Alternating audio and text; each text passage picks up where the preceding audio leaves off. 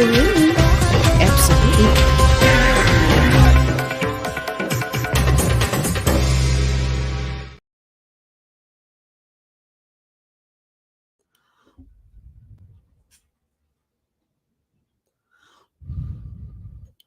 We are live.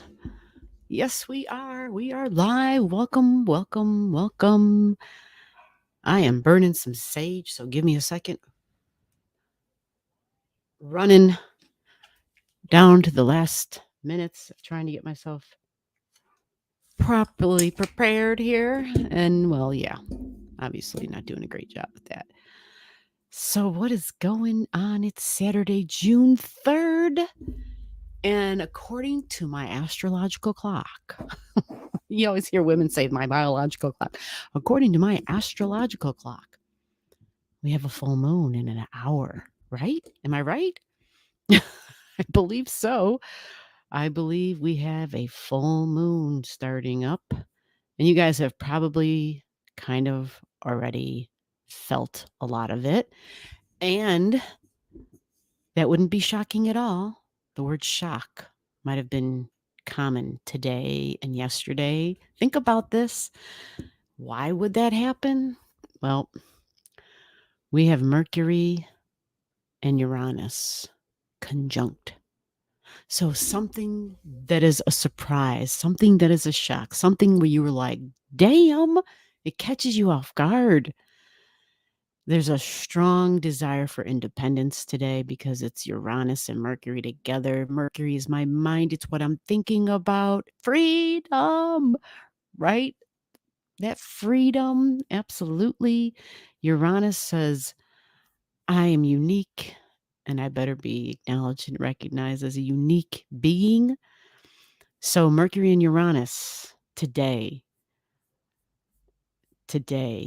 along with the Sagittarius full moon today, all these things. I still haven't burned my cedar, so hold on a second. I've been in this room for hours. Yeah. Does it really take me hours to prepare? It just depends. It's always a crazy day. Saturdays are always insane. Like literally. Saturdays are always crazy. So yeah, you hear me sticking my hand in my cedar bag. It's kind of dry and brittle. And I don't want to, we're just going to burn a little bit of it. We did our sage. And so then as soon as I'm done doing that, I'm going to find all of you in the chat. All you lovely people who are spending your Saturday night here in the Star Room. I didn't have too much of a high hopes for tonight, honestly, because it's a full moon. You know, it's the end and it's the closure of something we're completing. And if it's in Sagittarius, well, you can go through those Sagittarius keywords. And I'm not being rude, just so y'all know, I haven't looked at the chat yet. So trust me, I'm going to get there. I'm just staring at a chart, actually, and I'm staring at my chunk of cedar. I'm kind of focused on that. So give me a minute. But as I'm talking, I'm going to light my fire, baby. Yeah, look at that. We got some cedar. And I just opened the window. We had a really hot spell. But today the wind shifted. The wind shifted today. We got like our nice northeastern breeze going on, and it's absolutely gorgeous now. Freaking gorgeous. Turn off that damn air and boy, I didn't know. When I looked at the clock, I was shocked because the robins were in the yard singing their asses off. And because I had opened the window, and I was like, okay, surely I've got at least another hour. There was still a little bit of shimmer of the sunlight in the sky. And then I realized, holy crap, we're in June, dude. You are getting closer to the lifetime and you don't even realize it because the birds were still up. You follow? Anyhow, I don't expect anyone to understand me. So yes, let me come on over to this chat. Let me first of all go to the phone because this is where I can read the chat easier. And then let me like the damn live. Everyone like the lick it. Will you lick the live, please? I'm saying if I bring you value, It's 9:09, so yeah, little delayed, but not too delayed, and it was really kind of my fault. I actually had everything with my mom, kind of all the meds, like, that was all done. It was all pretty 1, 2, 3, it worked out really well, other than the fact that she lost a hearing aid this morning, but still, she's a trooper. She's a trooper. Okay, so I'm in the no, I'm not. I liked it, but I didn't see the chat. Oh, okay. Wait a minute. Okay, here we go. We got some messages. Who do we got here? Okay, hold on. What the hell? I'm having such a hard time. Um, Karen Harden. How the hell are you? Welcome to the Star Room, Karen. This is the Starry Night Live, and we've got some folks here. And Karen, I know who you are now. Well, wait a minute. I could be wrong. Hold on. I'm going to try to remember. I saw your name under a video the other day, and I'm like, I think I know who this is. Didn't look up the chart. I like to try to remember. You like see the chart in my head. Indiana. Am I correct on that one? If I'm not, it's okay. Like totally just be like, no, G, you got it wrong. But I see yeah, that's the chart I see. Adina. Let me think. Who is this? I don't know who you are. Everyone know that's a damn joke, right? Yeah. Hello, sister. What is up, Adina? You, yeah. How has your full moon been going? Right? Yes. Full moon energy, release, ending, closures. What are we releasing? What are we done with? What are we ending? Like, what, we think of the Sagittarius keywords, and one of the big ones, there's like been a common theme I've been hearing just from multiple people. And there's things about people's future, the beliefs about their future. And that's Sag. Remember, Sag is like the seer. It's like my intuitions, my belief about where I'm headed, but it's combined with that information that comes through. And so it's like we get those premonition, right? We kind of get that premonition of what our future holds. And possibly the future of others, because typically Sagittarius is a very all-encompassing energy, right? Jupiter. So it's like it goes big. So it's not necessarily about myself, but it's how I kind of fit into the whole. Like, what's my role within the whole type of thing. So, yeah, I think that's kind of fascinating. Hold on, I got to turn this sound down. Okay, I got that turned down. All right, we got that up. We can go. Yeah, that's okay, right? Yeah. All right, so what's going on, everybody? Lou S is in the house. What is up, Lou S? How is your weather? Actually, wherever you're from, how is your weather? Seriously, everybody, how is your weather? I just described my weather. It just turned really beautiful. Like we had some really hot days, and it was, what you expect summer to be warm, right? Right. And the thing is, like we had 50 degrees for the high a week ago. No shit. Like, we really did. I remember at nighttime, it was in the 40s, you know? Matter of fact, one of those nights, it got, like, high 30s because I was like, "Oh my god, do I have to turn the heat on? Holy crap." So, yeah, the cats were freezing. They were like, "Please turn the heat on." I was like, "Okay." Me, I'm like, "Damn, I can throw all my wool blankets on. I'm good." But they're like, no, you best not. You you better turn the heat on."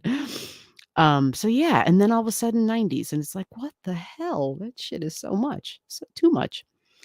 Sarah Dipides here. What's up, Sarah? How are you? How is Alabama? Alabama, right? Lou's on the West Coast. Adina, Romania in the house. And Karen, if you are who I think you are, yeah. How is it going in Indiana? Although I could be wrong, Karen. You may not be there, even if that's your birthplace. That doesn't mean you're still there. But I know you've been here on the live before, so let me see what else we got going on. Lou and Karen and Lou again saying hello, hello, Lou, hello, everybody. Yes, yes, yes. There you go. Tyler doesn't even need to say where the hell he's from. Tyler's got Tyler, Indiana right there. Tyler keeps it easy for us. Thank you, Tyler. Is anybody else having this lovely chain of weather? Like, it is like freaking gorgeous. It has been really dry though. And I like to say I'm not complaining, but it's kind of droughish because we didn't have a wet spring. Like normally we get a lot of rain in the spring. So like I'm outside today and I'm changing the hummingbird's nectar. Yeah, long story. Wasn't even empty yet. Not really a long story. Anyhow, there was a spider inside the nectar drowning. And I was like, oh God, why do I always have to find shit when it's like on the brink of death? Like, what is going on? I don't want to be. Anyway, so had to set him free and dump the rest of the nectar. And then, anyway, so then a monarch, not a monarch, the black swill, ah, my dang Mercury. Black swallowtail butterfly comes through every summer and she lays her eggs here in the yard because we normally have just tons of plants that are super awesome for the cocoon and just like perfect for when they pop out of, they're just perfect for the eggs, really for the eggs, not so much the cocoon, but for the eggs and the babies and they start chowing down on the leaves and they're just like noshing away. And, so it's just been a really dry spring, and the yard looks kinda sparse. So the black swallowtail, like, literally kept flying around back and forth, like, doing flybys, like, "Where's the food, G? Like, where am I gonna eat? Like, there doesn't look like there's anything good for me to lay my babies and my eggs." And I'm like, "You're right. There there's not a lot here, sorry." Like, holy shit. And all they need is some parsley. Really, just some parsley, fennel. They absolutely love the fennel. What else? I know there's a few other simple, cheap, easy things. I know during the pandemic, like we couldn't find fennel to save our lives. It was crazy.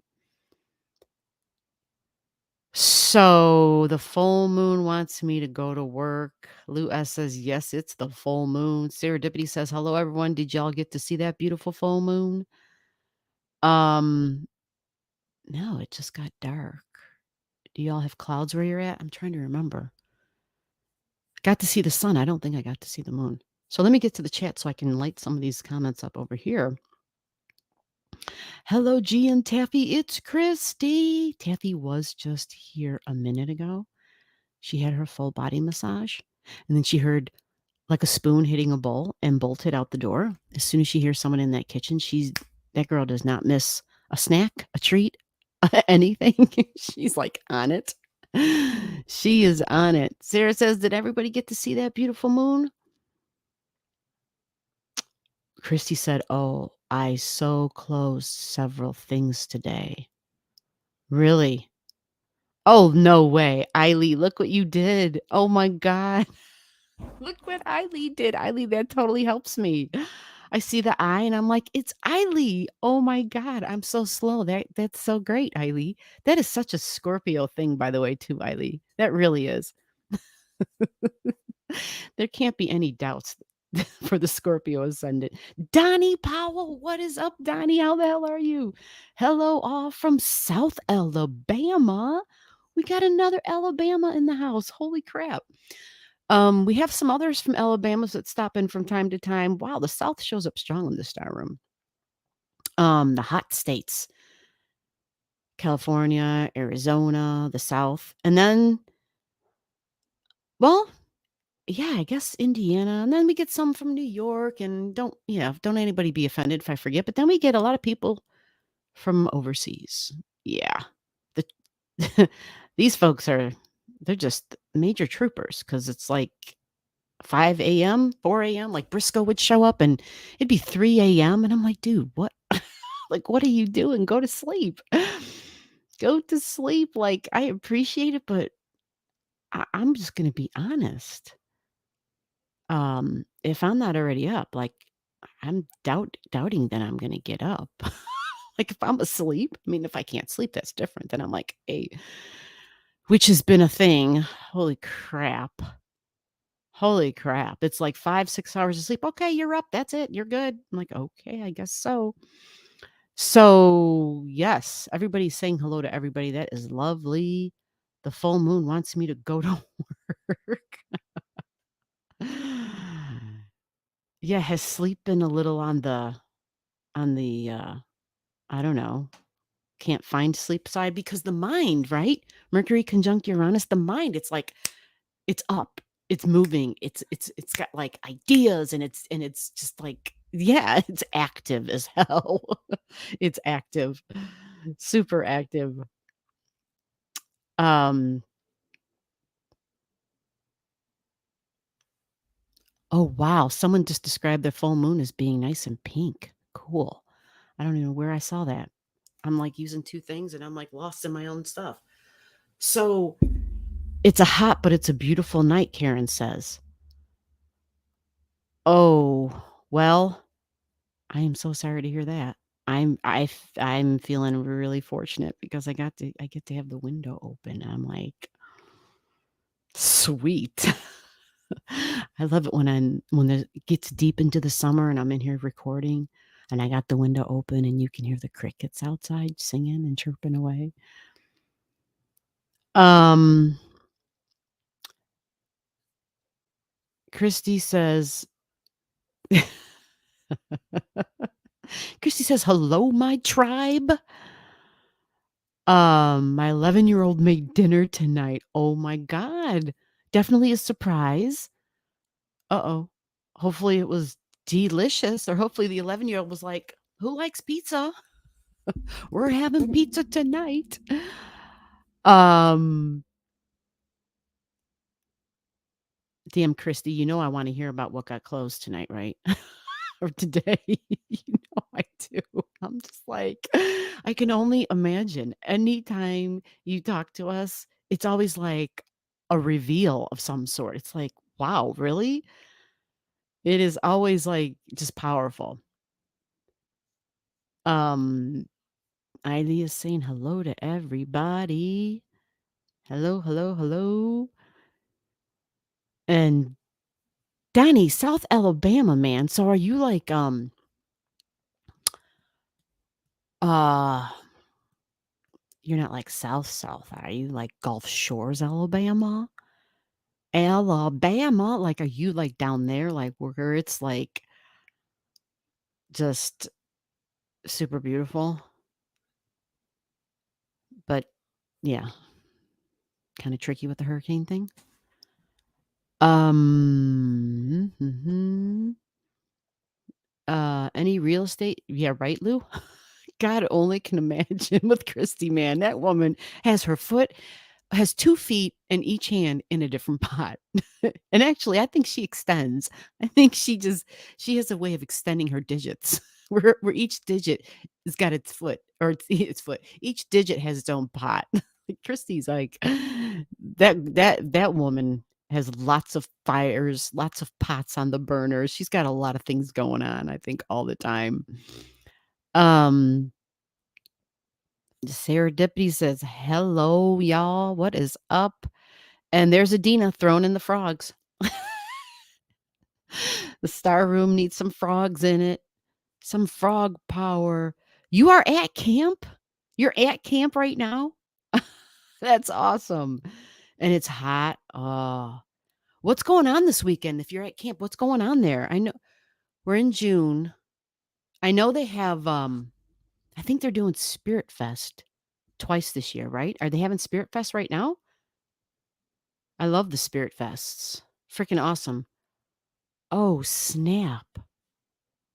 Eily, I'm just seeing your comment. You just had a broken ankle. Oh, no.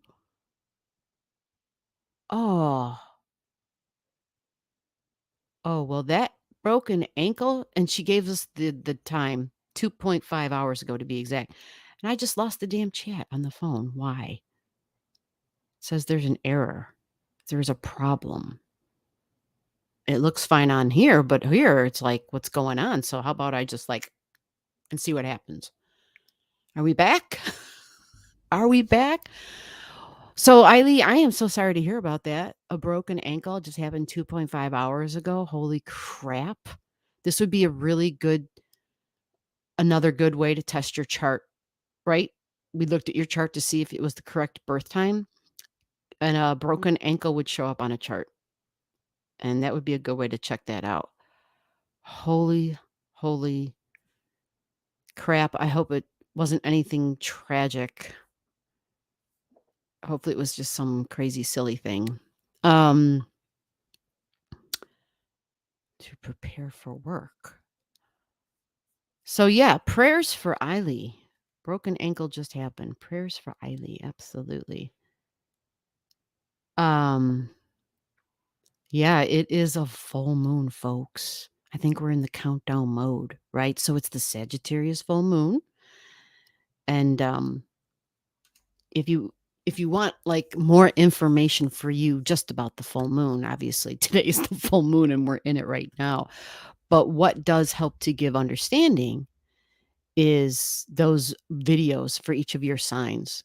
I include the full moons in there. Whether I use the full moon or not, it's in there. I say it. And it talks about the location and likely how it shows up in your life. Because moons are full moon, new moon. The stuff's powerful. It's powerful. Things happen. And here we go. Eiley has a freaking broken ankle on the full moon. So what's a keyword for Sag? Eiley, you brought this to the live, and so we're going to talk about it. What's a Sagittarius keyword? So if I think broken ankle, and I know Sagittarius is the full moon, freedoms, right? My ability to travel long distances. That's Sagittarius energy. That broken ankle might kind of,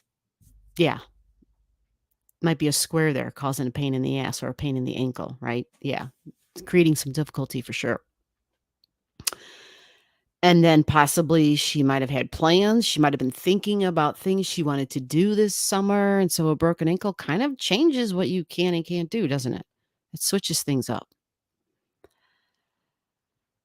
So we will keep you in our prayers, Eiley, for sure. And yeah, we've got some folks here who are saying prayers up for you, which is beautiful.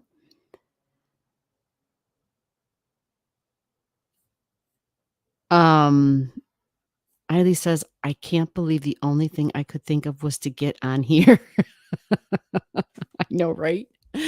Well, we can look at it. We can pull the chart up. We can take a peek because I think that would be just a powerful way to test the birth time, to test it.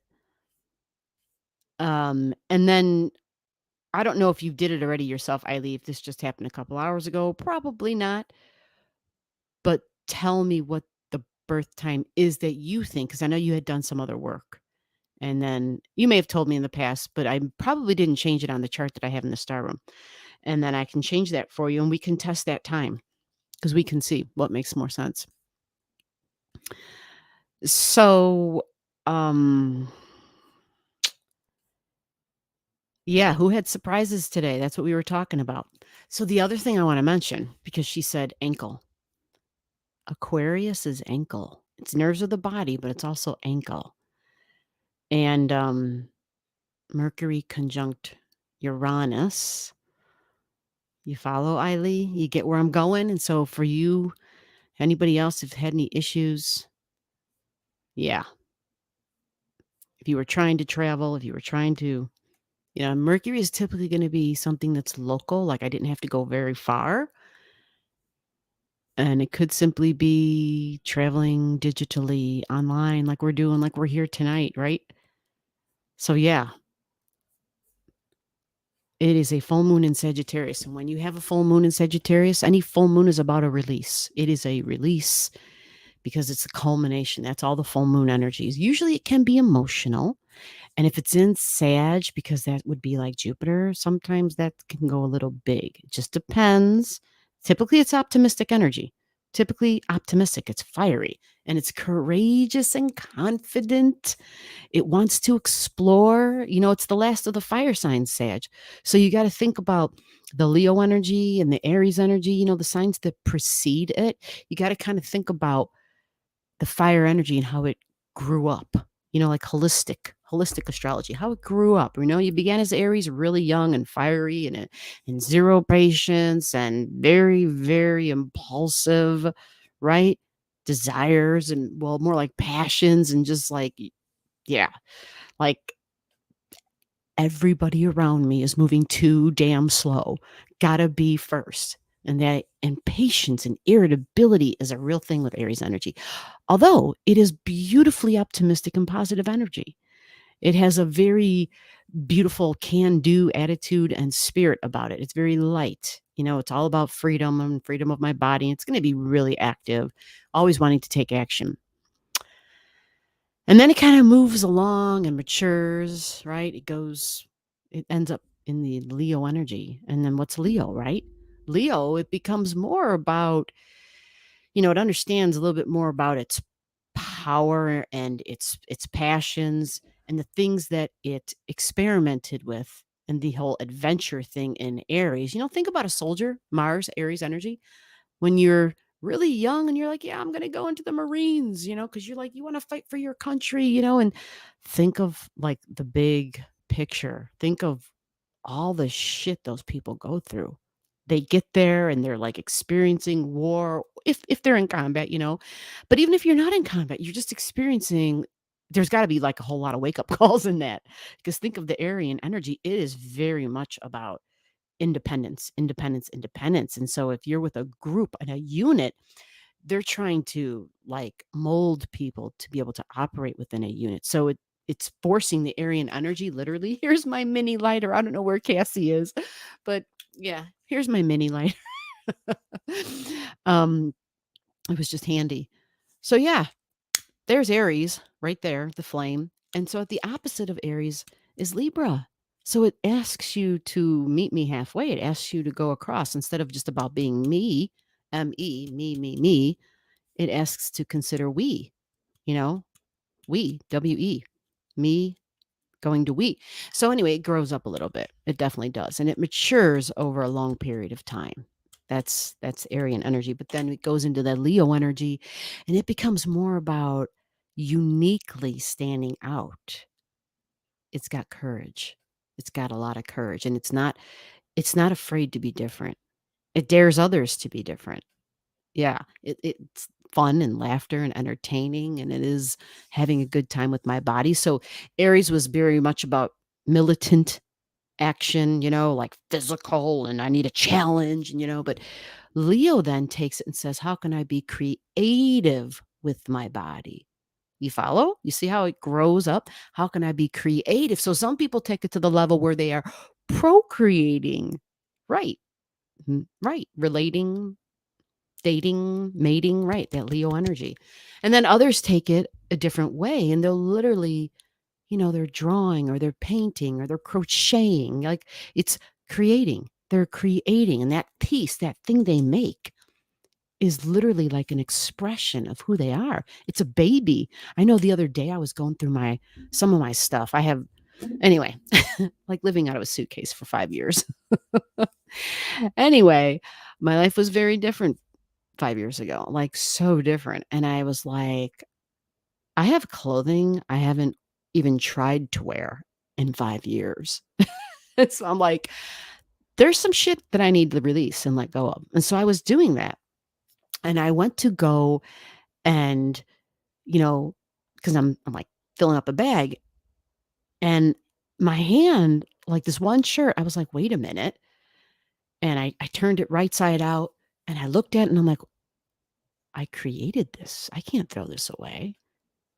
And it was a shirt that I had done printmaking, and so I had literally had done I just said printmaking, my bad, silk screening. That's how long it's been since I've done anything like that. I had done silk screening on the shirt, and so I looked at it and I thought, I can't get rid of this. I can't give it away or throw it away. Like, I can't get rid of this. I can't release this.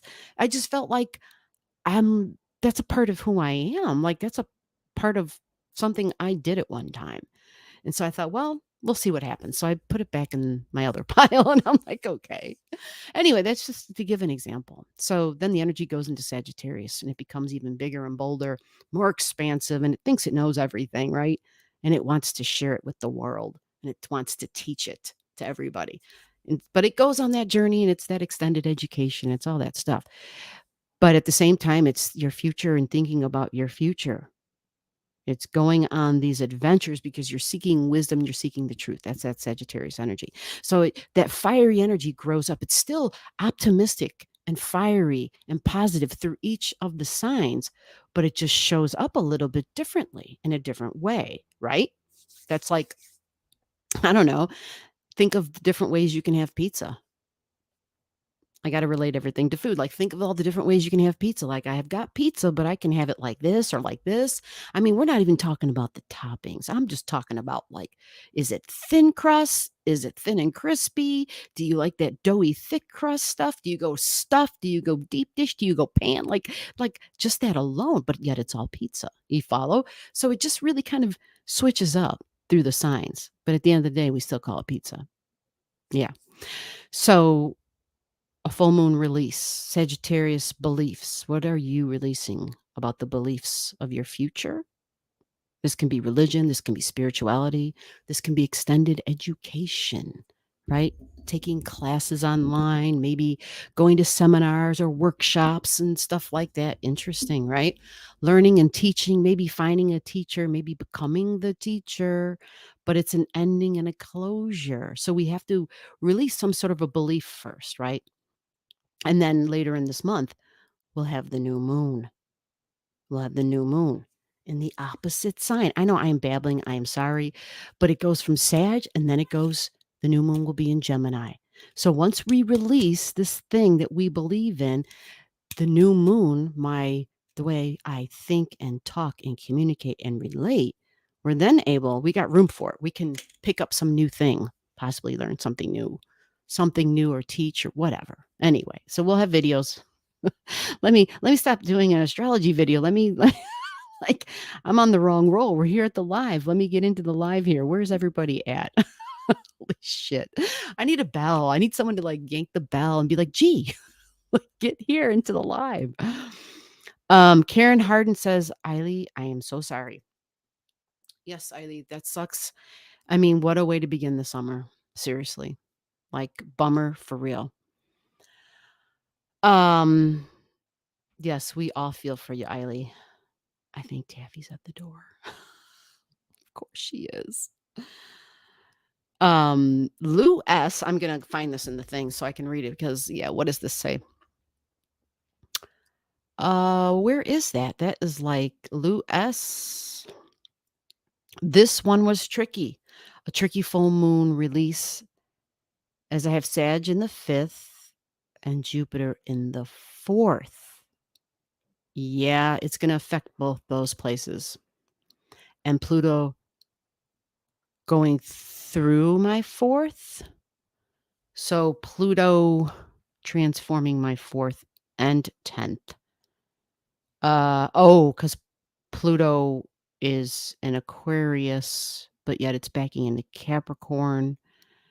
Pluto transforming my 4th and 10th. So does that mean you have a natal Pluto in your 4th? So focus more on the 4th for this release. Home and family. Okay. Tyler is waving hello. What is up, Tyler? How are you doing? How are you doing with that? The ZSP, the Zodiac Starter Pack. Hopefully it's just enough information to not feel like it's overwhelming. That is one of the big things for people who want to learn. Just a little bit, just the 101 taste. Oh God. Oh Lord. I see it triple digits. Laura 555. Sorry, I'm all over the damn place. Hello, Laura 555. Welcome to the Star Room. I will get there. I will say hello. I will ask you where you're from. I will pry. No, I won't pry. It has been in triple digits here. That is some hot stuff. Today, it was bound to come and glad it held off this long. The moon is gorgeous out walking right now. Oh, awesome. Look at that. You get to experience the star room under the moon. Sweet. That's what I'm missing, right? In the Starry Night Live, I need like a big moon in the corner of the room over there somewhere, like a big old moon. Well, we could pretend that's the moon, like right there. Be like, bam. Yeah, that's kind of cheesy, but that's okay. You get what I'm saying. That would be kind of cool. Oh, let's move that out of the way. Yeah. Okay. So I need to start, right? How long have we been on? Like, I don't even know. This I'm getting close to the transiting Mercury for me personally. Um, it's starting to aspect my natal Neptune. So it's like, yeah, you know, it's a weird, tricky time. I've got other beautiful trines and beautiful things set up, and then it's like, okay, Neptune across from Mercury across from Neptune. Shit. I'm probably gonna have a whole lot of, yeah, tech difficulties and shit disappearing and things slowing down and my mind being like, I don't know, like not functioning so hot. Um, so gorgeous, Laura 55. Welcome, Laura 555. Where are you watching from? Um, okay, hold on. Oh, yeah, there you go. It's low and it's very pink. The last thing I saw when I opened that window is I see sun, right? I got the sun, my western window here in this room, and I could just see the beautiful red glowing sunset. In the sky, I could only see the sky. Like, we got houses all around. I can't see shit. I can't really see anything, but I could see the sky getting nice and pink and orangey, and it was like, oh, how pretty. So, yeah, Laura, where are you seeing this from? I want to know. Kim in nature. Hi, G, and everyone just got here. It's raining. Oh, snap.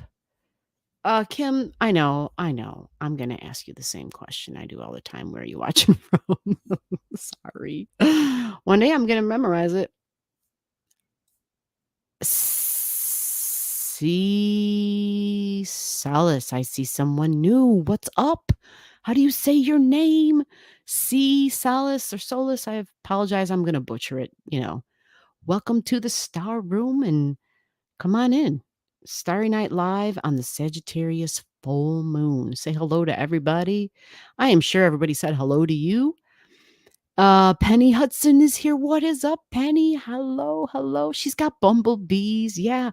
Thank you. I was talking about the black swallowtail and I felt like so bad because for the last few years, we honestly have had the black swallowtail coming and leaving, I mean, a buttload of eggs to the degree where we got like the cardinals and the wasps, apparently.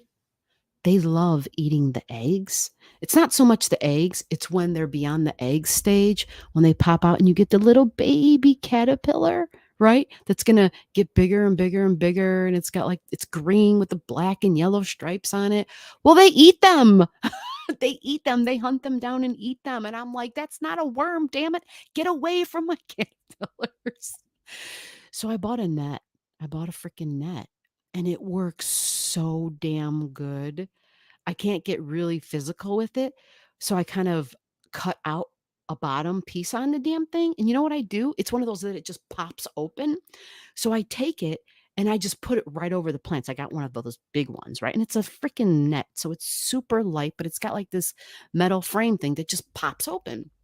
So what I do is I am able to completely just, put the two main plants that have the eggs on there and I just pop it over them. I just pop it over them and it's tall enough and it's netting so I'm able to like water right in there so that the plant gets the water and the sunlight and then when they become the little caterpillars, they're safe and they can chow down all they want and there's no concern because do you know how depressing it is when you like like you're about to go to bed and you see how many little baby black swallowtail caterpillars you have, and then you come out the next day and they're like gone, and it wasn't because they didn't. When they're going to leave. If you pay attention to the caterpillars, they get to a certain size, and when they get to that size and they start showing these particular colors, They're gonna leave. They're about to leave. They're about to go in the cocoon, and they leave where they've been eating. They go somewhere else altogether, and they do that in a much deeper, denser area to keep them safe.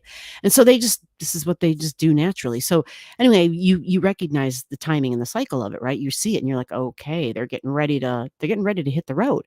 They're nowhere near the age. They're off by a couple of weeks, and all of a sudden, so one time was like 2 years ago. There must have been like over 20 of them ready to they had 2 more weeks to go. Let's put it like that. So they're big enough, right? And I come out the next day. Come out there ready to water and I see they're gone. They're gone. I'm like, "Holy shit."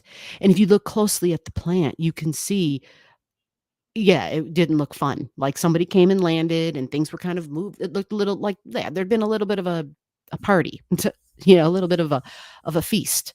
And I thought, oh hell no, hell no, because then it's like we're setting them up to be, I don't know, like we're setting them up. I don't know. I understand the circle of life. I get it, but the black swallowtail just keeps coming here. It's like, but this is where I leave my babies, and I'm like, okay, we'll protect them so until they can fly off. Shit. Anyway, that's my story. Enough about that. I just had to say that. Um, all right, so let's get to looking at some charts. I'm sure y'all want to do that because I don't think people come here just to listen to me babble all night. Um, so yes, where are we at? Barton's RV. What is up, amigo? What is up? I know I see Salas, or I'm sorry, I know I'm gonna say your name wrong. My bad. Yeah, you caught us live. You caught us live. Where are you watching from? North Carolina? Is that where you're watching from? North Carolina? What is up, North Carolina? I have a sibling. I have a sibling there in North Carolina. Yes, I do.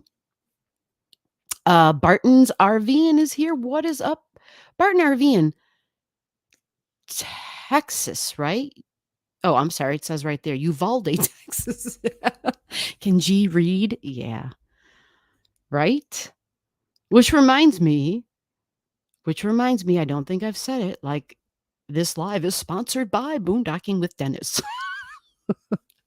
I had to say it that way because there was a video, an old school video, and it had Eleanor Roosevelt, and it was like, "What's my line?" or some shit, and I'm like, I've never actually heard her speak. We see all her quotes because she was just freaking phenomenal, just freaking phenomenal. And so I clicked on this little thing and I got to see her talk and her mannerism and her unbelievable smile. Oh my God, when that woman smiled, you could, I mean, the footage was like black and white from a long time ago, yet when she smiled, it was like the freaking clouds had parted and the sun came out. Like she just had such a huge Leo presence. It was like, damn.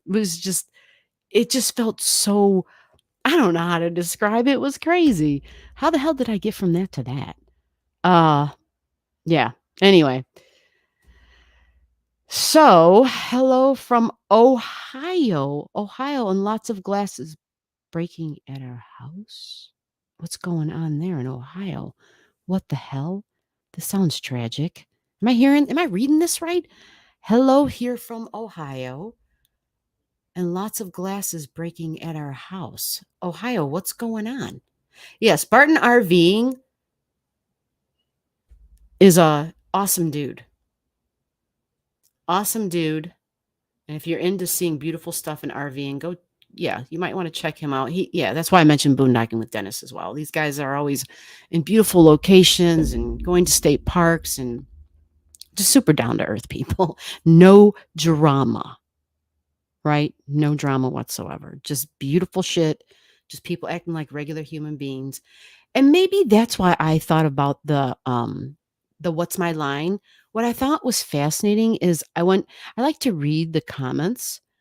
I just kind of I'm weird like that, right? I mean, I know everybody reads comments, but I'm always looking to kind of gauge the public sentiment, like to see how people are. I don't know. Anyway, I don't want to get into my screwy ass psychology.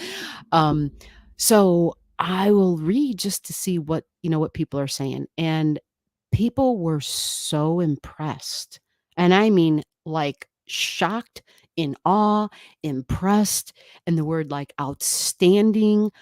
They kept talking about how cordial, how polite, how kind, how respectful everybody on the show was. It's like a game show. It's an old school game show, which is also why it was funny, because I was like, "Oh my god, like this was a real game show." And it was just so simple though. It was really basic and simple.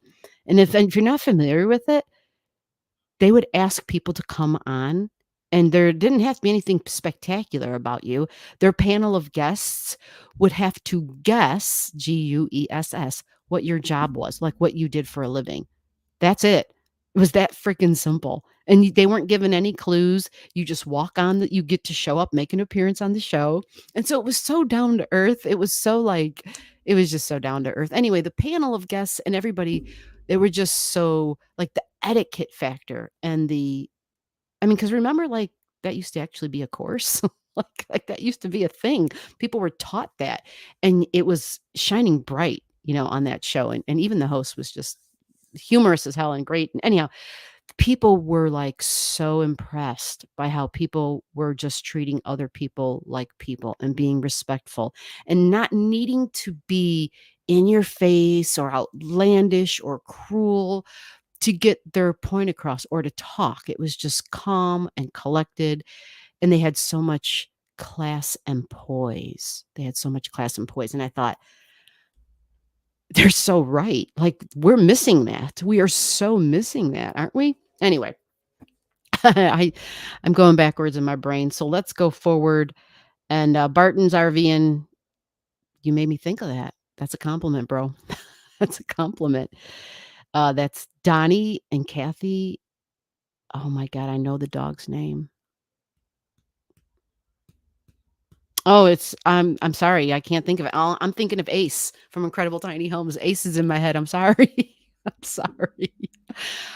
Oh man, it's gonna bother me. Anyway, stopping by. No problem. No problem. I know, Donnie. It's a thing. I know. No problem. Um, so Ohio, what's going on? Why are we reading about glass? You need to fill me in on that. I have been concerned about you, girl. Fabulosa, what is up? How are you? The last time we communicated, you said that things had just kind of turned a little bit for you. It was more of things felt kind of emotionally restrictive for you. So hopefully that's turned around. And if it hasn't, it will. Remember, we got the nodes moving into fire, into Aries energy that will help. So I'm glad to see you here. Thank you. Thank you. Not for me, for you, so that you can talk to all these wonderful people in the star room and just engage with them. I think at 6:06. Okay, so Eileen's telling me, which is good. Yep, I brought up pizza, damn it. I sure did. I haven't looked it up. Still at you wait a minute. Let's back up. You're in the ER. You're watching the Starry Night Live from the ER. Holy shit. Somebody in the ER, bring this woman a damn drink. Make sure there's something in there that's going to make her laugh and have a good time. Holy crap. You need an adult drink, one with a goddamn umbrella. Holy crap. You're watching this in the ER? Oh my God. I had no idea. I had no idea. I figured, I don't know, my brain wasn't thinking about, if she broke her ankle 2 hours ago, I had no idea. Oh my God. Dang. Eiley, holy crap. Um, all right. All right. Let me get to, I'm just having, oh, whoa, hold on. What just happened? Everything got like unbelievably large. Everything turned into Jupiter. Like all I could see on my screen was the entire chat. I'm not even exaggerating. It was crazy. Karen, you're here. You're first. Are we looking at your chart, Karen? Now I want you all to wake up. If you're here and I've got your digits and we're going to look at your chart and you know that you're like in the next 3 to 5 people, please just go ahead in the chat and let us know if you're passing. Don't wait for me to ask you to pass. Just put that shit right in the chat and say, I'm passing G. And then that way I don't got to ask people. A lot of you who are here are regulars and you know how this goes. So help the people who haven't been here or who are new or who may have only been here a couple of times before and remind them. And I know you guys normally already do all this shit, but I'm just thinking in my brain, like, yeah. So Karen, what's going on? Are we looking at you? I'm coming to the chart. I'm looking at you in the chat, Karen. Eileen, I hope they don't keep you long. Exactly. I hope they don't keep you long. Like, seriously. She needs a drink. That's dedication. No shit, right, Barton?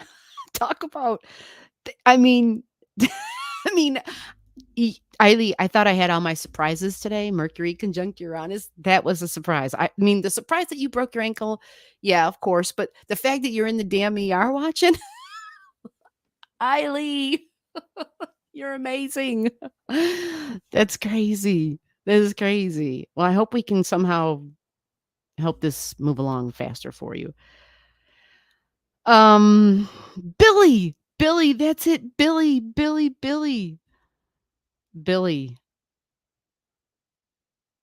Um, I didn't know there was a Barton College. I didn't know there was a Barton College until 2 years ago. I didn't know there was a Barton College ever.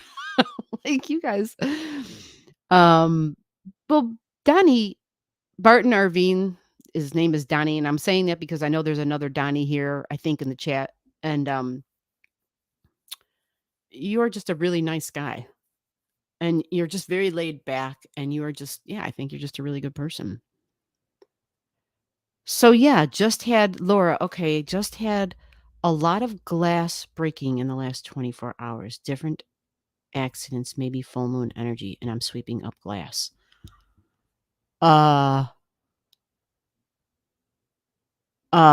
Gemini Rising says, are you in the middle of an earthquake? So Laura 555. Do I have your digits? Because I would, yeah, I want to, Christy, you're so on point too. Oh, Serendipity said, I just ate an edible, so I'm going to be. I love this. Oh my God. You guys are just cracking me up. Adina's like, I'm on the ball. I'm passing. Okay. So let me get to the rolling here. Like, did, who was the name I said? Is she still here? Karen, I said your name. You must have bailed already. Because I went to the chat on the phone where I'm supposed to get it first, and I'm not seeing you. I'm not seeing you responding. So I'm assuming you came and said hello. Yeah, right? Can we get an edible at the ER? Like, what's going on? Right? Pass out edibles. We don't need those hard drugs. Well, you know. So yeah, Laura, get your digits. What digits do you need? I need a location. I need a city. I need a state because I don't know if you're in the US.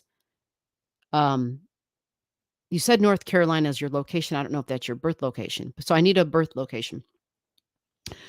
Tyler says, please look at my chart. Okay, Tyler, we're going to go in order. So when we get down to your name, so far we don't have any Karen. So far, Adina says pass. Lou S, are we looking at your chart, Lou S?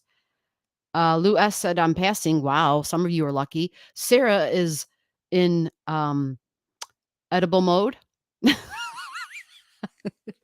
Edible mode.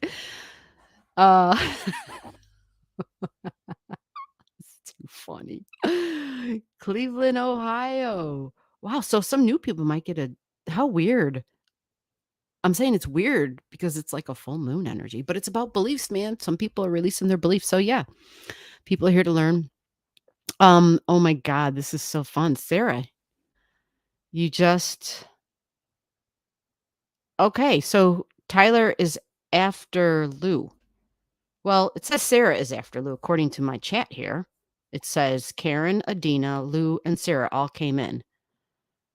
And then you're right, then Tyler. So I'm looking for a pass from because Sarah said she's going to listen. That doesn't mean she doesn't want me to look at her chart. Are we saying that I can't look at her chart because she's under the influence?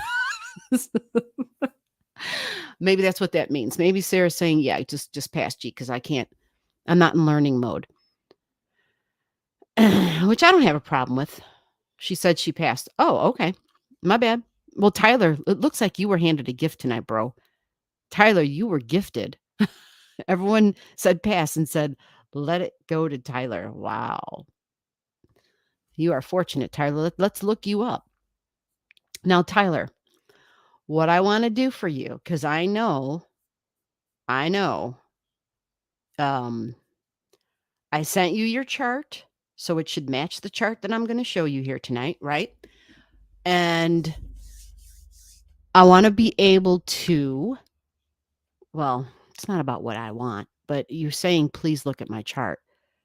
And considering that I know you're interested in the learning of it, but I could be wrong. Like, am I looking for something in specific, or do you want me to just do the same I did before, which is to look at your birth chart? And do you want me to kind of point out some of the things, even though it was written down, like what your rising sign and your moon, and like you have all your planets and the houses that they're in and the degrees, right? You have all that.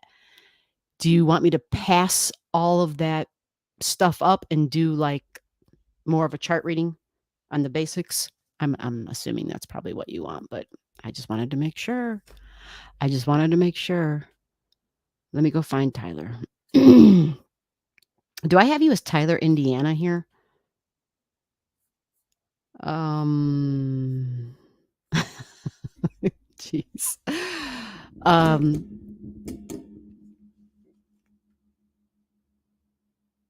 okay, Tyler says yes, the basics are great. Okay, so we're talking astrology basics then, right? Like for someone who wants to read their chart who's learning to read their chart, is that is that the angle I'm going? Um Okay, so maybe I just have you as one word because I don't think I have another Tyler. I could be wrong. Let me see. I have Elizabeth Taylor, but that's not a Tyler. We have Justin Timberlake. Hmm. What the hell? It must be under Indiana then. So if you have changed your name or use our different account as to how you're showing up for me here, your chart would have been made and the name would have been given according to how I saw it the first time. And Tyler, I know I've looked at your chart before. And I don't see anything for Indiana either. Tyler, Indiana. So let me go check the chat, Tyler. Maybe I had you under a different name. Debusk. Okay, let me try that. I might have to draw it up again. This means if I can't find it, even though I sent you a chart, I do that kind of work in the other room and the software is on a different. I know. It's crazy. It doesn't automatically translate to the other device, which is the thing that I think that's the part that I think kind of sucks. I have to do it manually. DE, what the hell? That means I made a mistake. That means that I didn't save it after I looked at it. That is what that means. Okay, so we are. Oh, I got to create your chart again, Tyler. Shit, I'm sorry. Okay, let's do it real quick. Let me get this damn thing going here. Jeez, I'm sorry, Tyler. Want everybody else to make sure they're prepared and what they got to do, and I don't have my shit together. All right, Tyler, Indiana. All right, Tyler, you giving me some digits? Devotion. Oh my God, Eiley, you are no joking. So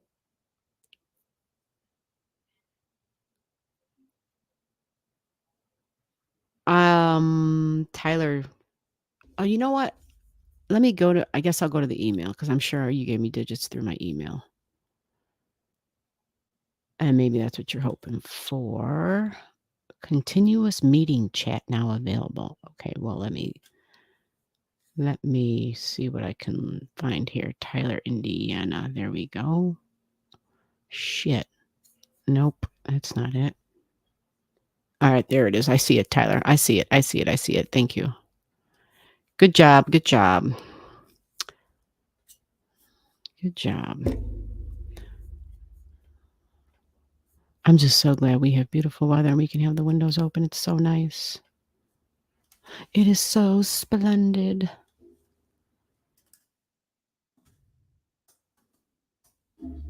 Okay. Tyler, Indian. Okay, Tyler, Indiana. Um. Okay, got you. 21, 62. We got a time 10:43 a.m. Yay. Hope I put 42, 10:43 a.m. There you go. I remember Terre Haute. Terre Haute. You know, as a kid, I remember hearing Terre Haute on the radio all the time.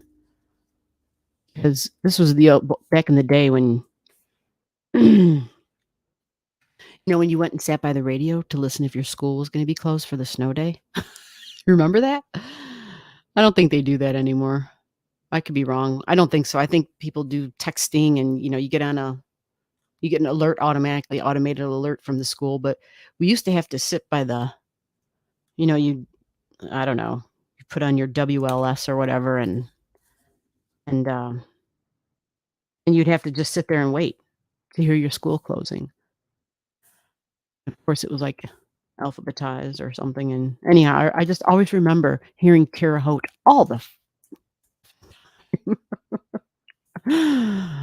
Okay, so I think we got you good.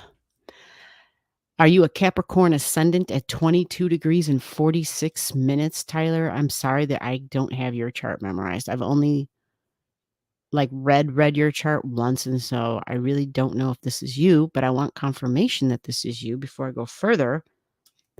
11/21, 1962, 10:43 a.m., Terre Haute, Indiana. I always got to double check because, you know, whatever the hell's going on with Mercury sometimes, shit just shows up weird sometimes. And so I always have to like do it a second time to make sure. Okay, thank you. I saw it. Excellent. Let me save this before I do anything else. Sweet. And we can get rid of this outer chart and we can create the quick chart, the wheel in the sky. Once you start astrology, like the Bible and songs and books you've read and movies you see, gives a whole nother layer of meaning to it. The wheel in the sky. Think about that shit. Yeah. The wheel in the sky keeps on turning. Right? What did you think that was? What did you think that meant? What did you think they were talking about when they said that? Like, right? But then when you look at astrology, you're thinking, oh, damn, that's the wheel they were talking about. Yeah. Okay, so we can show your chart. And once I stop babbling, let's get you on the screen, Tyler. It's Tyler time. I had to say it. I still got Serendipity saying, hey, G. Really? Sarah's like, I'm in listening mode, and I got her on the screen. We are on Tyler. Okay. Okie dokie. Let's see what we got here. Capricorn ascendant. So, wow, Tyler, I'm just realizing at 22 degrees Capricorn ascendant, holy shit, the year 2020 was a huge, crazy time for you. I mean, I know everybody would be like, hey, that was a big year for me too. It's the year of the pandemic, right? But leading up into it, like, yeah, the great conjunction was like at 22, 23 degrees, Saturn and Jupiter together in Capricorn, which was like massive rules all of a sudden, right? Capricorn energy, 20, 22 degrees. So it meant rules, but it can be restrictions. Well, how come I'm not drawing on this? Where are we at? Hold on. Just because I don't have my stuff together here. That's why. So Yeah, that would have been based just on that degree. Yeah, degrees are dates. Yep. So that would have been a really big deal for you. And then the other thing too is look at Tyler's got his south node in Aquarius. Now we know what brought Tyler here. Pluto brought you here. Pluto brought you here. Tyler's like, what the hell is going on in my world? Um, yeah, you have your north and your south node. South node right there. How about we do this for you? Yeah, that's your south node. It's the horseshoe, and the opening is at the top, but the southern part of it, so that would be the north, the southern part is where it's closed. And so that's the node. It's connected, it's completed. This is something you've already done. Yeah. Something you've already done. You've kind of, we call this a superpower. You've kind of mastered it. So here's the thing. I know we talked about your chart in the past. Now it's coming back to me because I see Saturn and the north node or the south node together and the restrictions. So I would imagine if you aren't aware, yeah, well, you felt the stuff when Saturn, like 2019, last 6 months of 2019 going to 2020, but then you had the transiting Saturn up in the sky touch your south node, and then it touched your birth Saturn.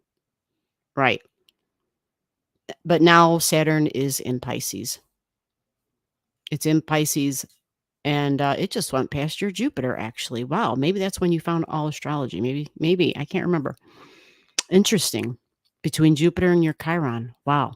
Okay, so let me back up a little bit so we can talk some of the basics because I believe that's what you asked for. Let me take a look again.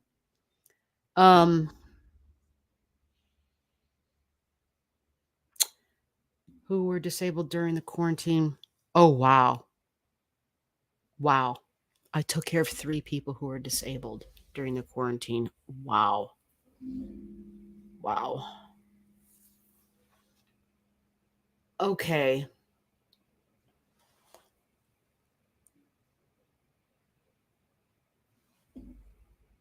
I'm kind of scrolling back to see what he said about. Yeah, he wanted the astrology basics. That was what I wanted to do. I'm just learning the houses and the planets. Yes. Okay. Okay. So let me get into that mode for you real quick then. I'm just going to draw a big arrow, although I probably should change that color. How about we just go to black? It stands out a little bit more. Yeah. So you see then like your first house, right? This is your physical body. Okay. That's the first house. And it can be tricky on the chart because of when you have a first house that is loaded up like yours is, you sometimes look at it and you're like, well, is this all in my first house? And the way you can figure that out is understanding where the next house begins. So, where does my first house end and where does the next house begin? And what I just said right there is called a house cusp line, CUSP. That is where one house ends and another house begins. It's literally represents the beginning of a house. Okay. And it's that line. And I know what the beginning of your second house is. I know what the beginning of your second house is because I look right here. It's hard to see, but there is a black line, which you have probably seen if you're holding your chart in your hand right now. I don't know if you were able to print your chart up that I sent you, but if you did, you'll be able to see there's a black line there, right? And so I kind of outlined it just for the purpose so that Eileen can see it from her chair or from her bed, I should say. You see it, Eileen? You see that? His Chiron, you see that? His Chiron is conjunct his second house cusp line. Hospitals, healing institutions. Chiron is the wounded healer. Jupiter is conjunct it by 2 degrees, actually. Second house cusp line. This is how I make my money. Possibly, right? Pisces can also be a lot of other things, but because wounds are there, I'm thinking a good guess would be something with healing. Plus, you already alluded to taking care of some people, but you could have zero skills in that way, but yet somehow just it falls in your lap. So your second house cusp line is this number here, the 6 degrees. See that? The 6 degrees and 47 minutes.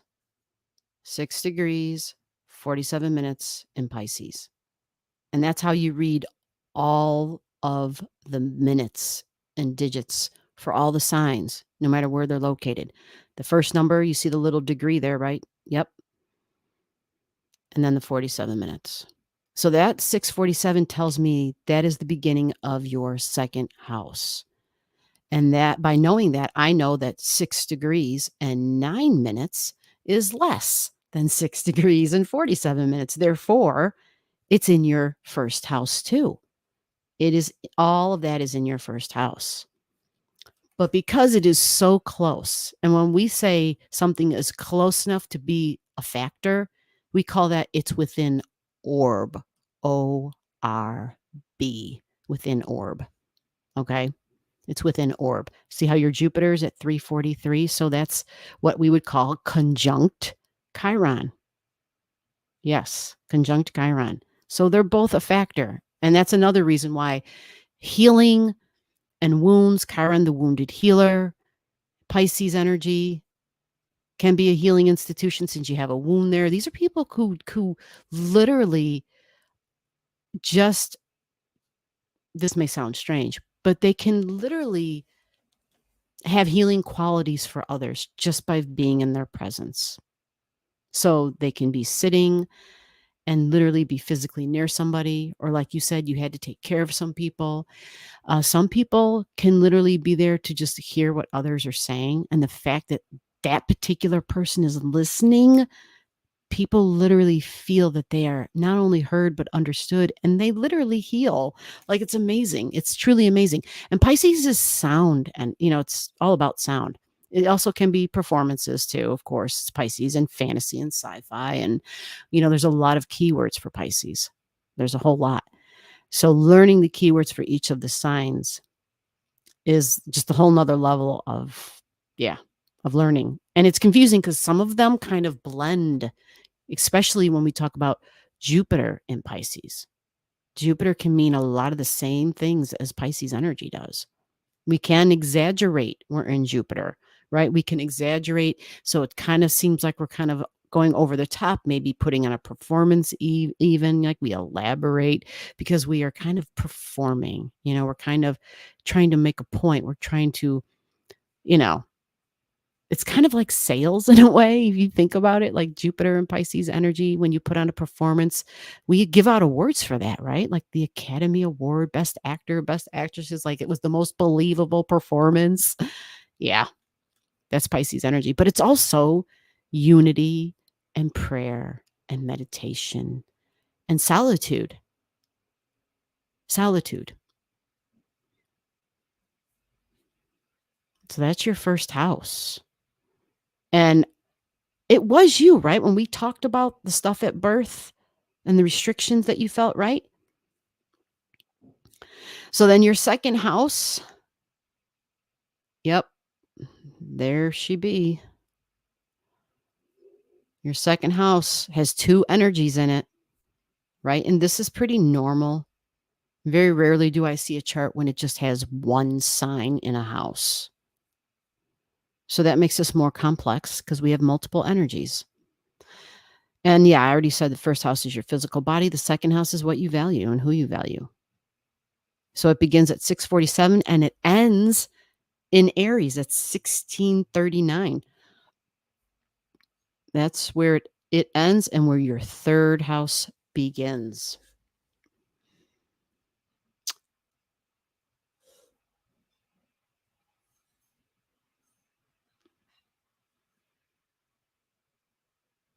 Oh, damn. I didn't know you had casts on your feet.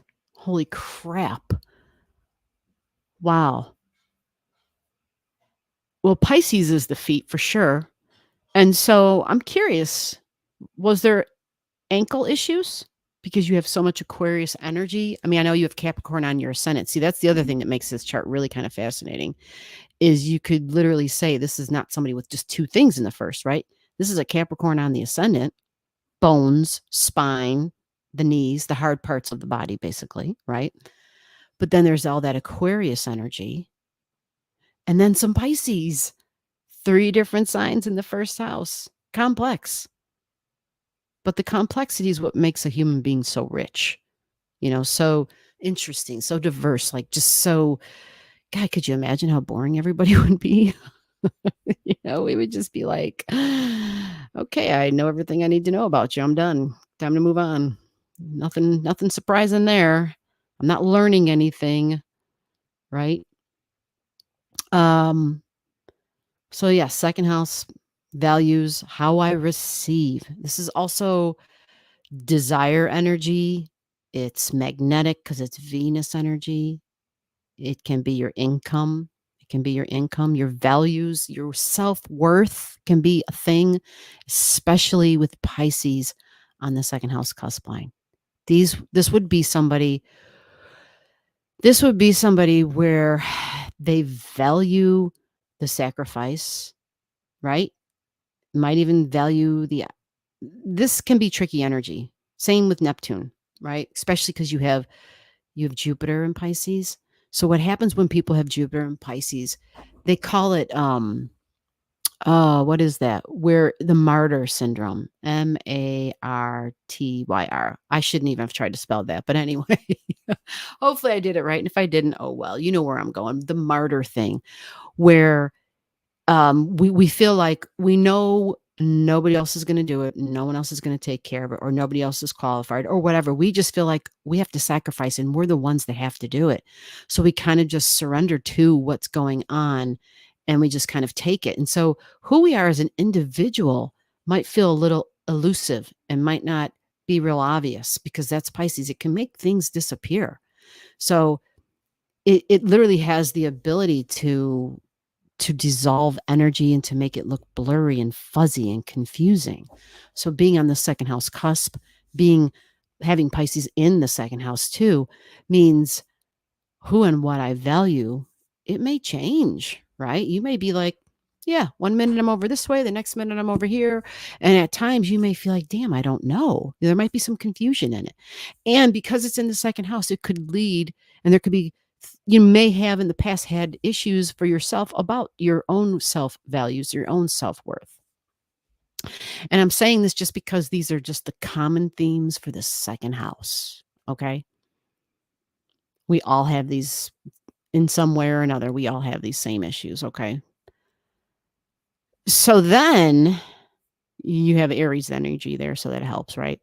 But let's get to some of the things, because I could be here all night and I have other people, unless I see a specific question. I don't remember it, but I saw a photo. Okay. I don't know what that was to. I must have said something. My feet were growing outwards, so I had casts on the lower legs.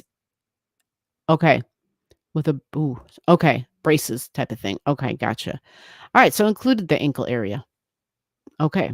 Cast on the lower legs and the feet with a bar in between. Wow. Okay.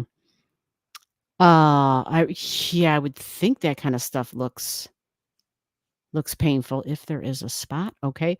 Lou S, I don't remember, but I saw a photo. Oh, thank God. Pisces was like, la, la, la. We don't need to know that. Pisces is escape. I have the ability to escape and the ability to be like, I'm not interested in that. And I can just, it's like fantasy, and it can just go away. It can just choose to detach, choose to not be a part of it. It can do it here, right? It just has that ability. It's really powerful. All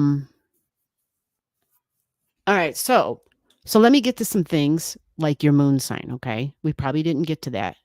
Well, actually, let me start over here at your sun sign. I always gravitate towards the ascendant. That's just what jumped out. But here's your sun sign, right?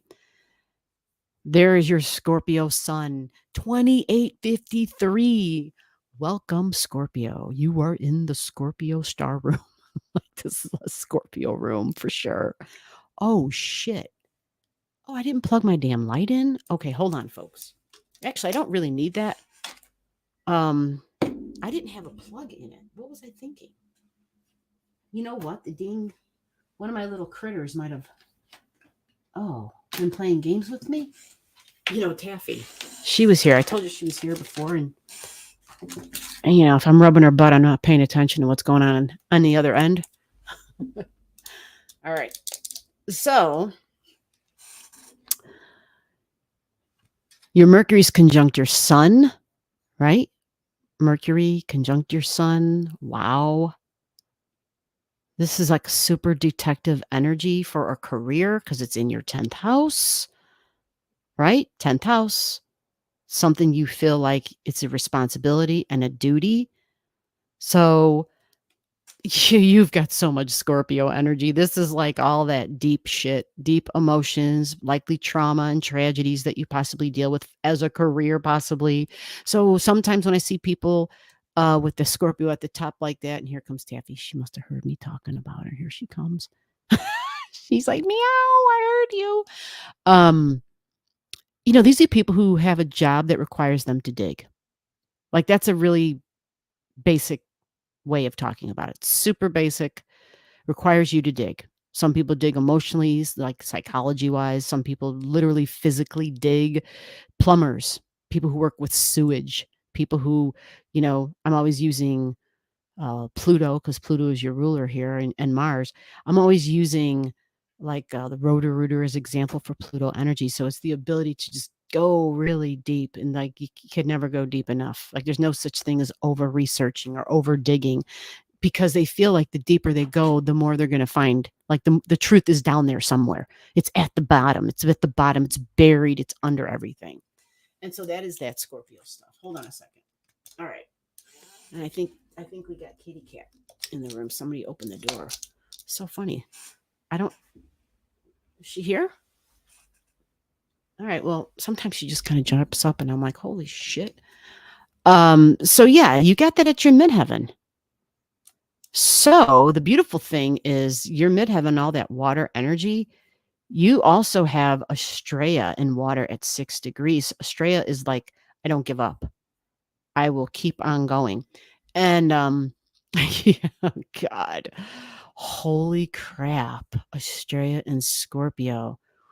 Woo. Scorpios don't like to give up either. Like that's that I'm gonna fight and I'm gonna keep on going and like you can't even yeah. If you to try to stop a Scorpio, good luck. I mean, seriously, you don't make them enemies. You want them on your team in battles, whatever kind of a battle it is. They're going to be your pit bull. And then Estrella kind of is like that as well. The thing about Estrella is she has a tendency to not know, and this is feminine energy. She has a tendency to not know when shit is over, right? And I have to bring this up because Scorpio energy, I haven't used this word a lot. And in the last 24 hours, I was recording some other videos and it was coming in really strongly again. And I'm like, okay, I'll use it. Attachments. Scorpio energy, Taurus energy, attachments. I always say fixed energy, and people are like, okay, it's fixed. So it's stubborn. It doesn't want to change. It's attachments. It's like, no, this is what I value, or this is our value. And it becomes attached, not just mentally and physically, but emotionally. It's got a deep attachment. And I use the word bonds, like I bond to things or I bond to people. It's attachments. Let's be clear, attachments. And using the word attachments, I think, helps us to understand that not all attachments are good. Sometimes those are chains and we just don't realize it. And so this was just me folding that in because you have freaking Estrella here and that can be hard. But here's the positive thing. If we go back a little bit, we remember what you had in water at 6 degrees, your second house cusp line. That's a sweet trine. I'm going to draw that line for you. Your second house cusp line, sweet trine, inexact trine, really beneficial. Can be difficult in matters of love. Hold on. Come here. She's in the room meowing at the door. I didn't even let her in. Come on up and say hi. Come on. How did you get in? Come on. You just got in. Are you coming? Come on. There's room for you. Oh, because she smells the sage and the cedar. Come on. Yeah, it's okay. I turned it all. Okay, bring your nose this way. The candle is lit. Come on. It's safe over here. Come on. There you go.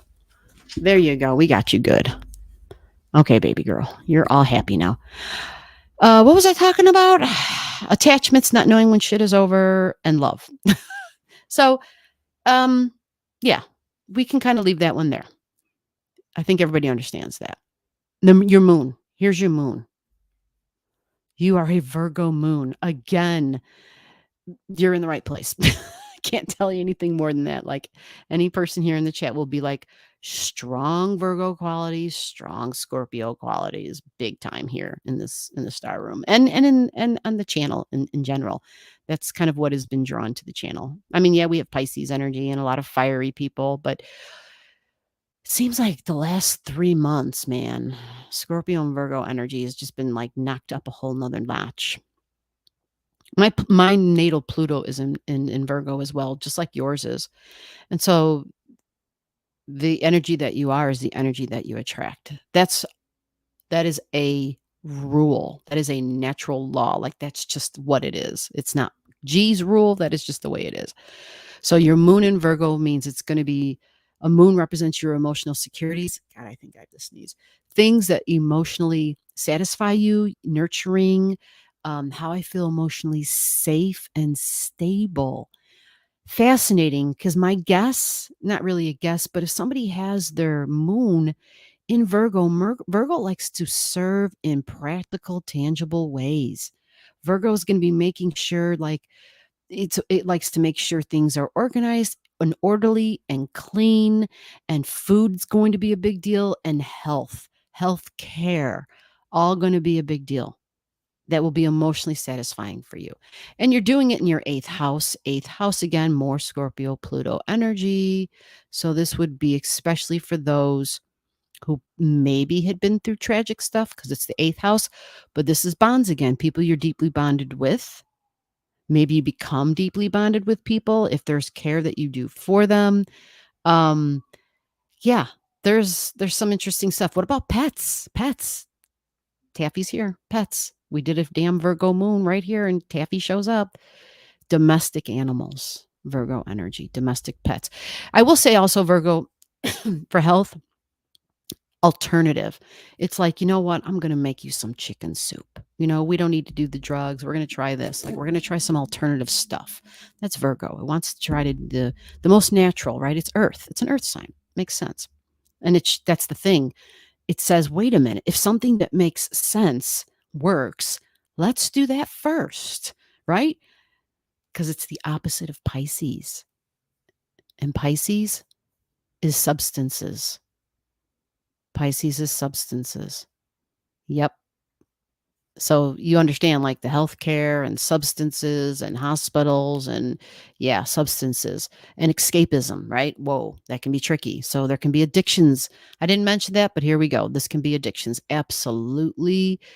Maybe in the family, maybe in a past life, alternate life, however you want to look at it, soul's history. There could be things with addiction because it's in the second house, and that is a very second house in general can be yeah, it's desires. It likes things that feel good, especially if that's the second house. Pisces and Taurus energy, super addictive. So that was your moon. Your emotions, your feelings, your family, your mom.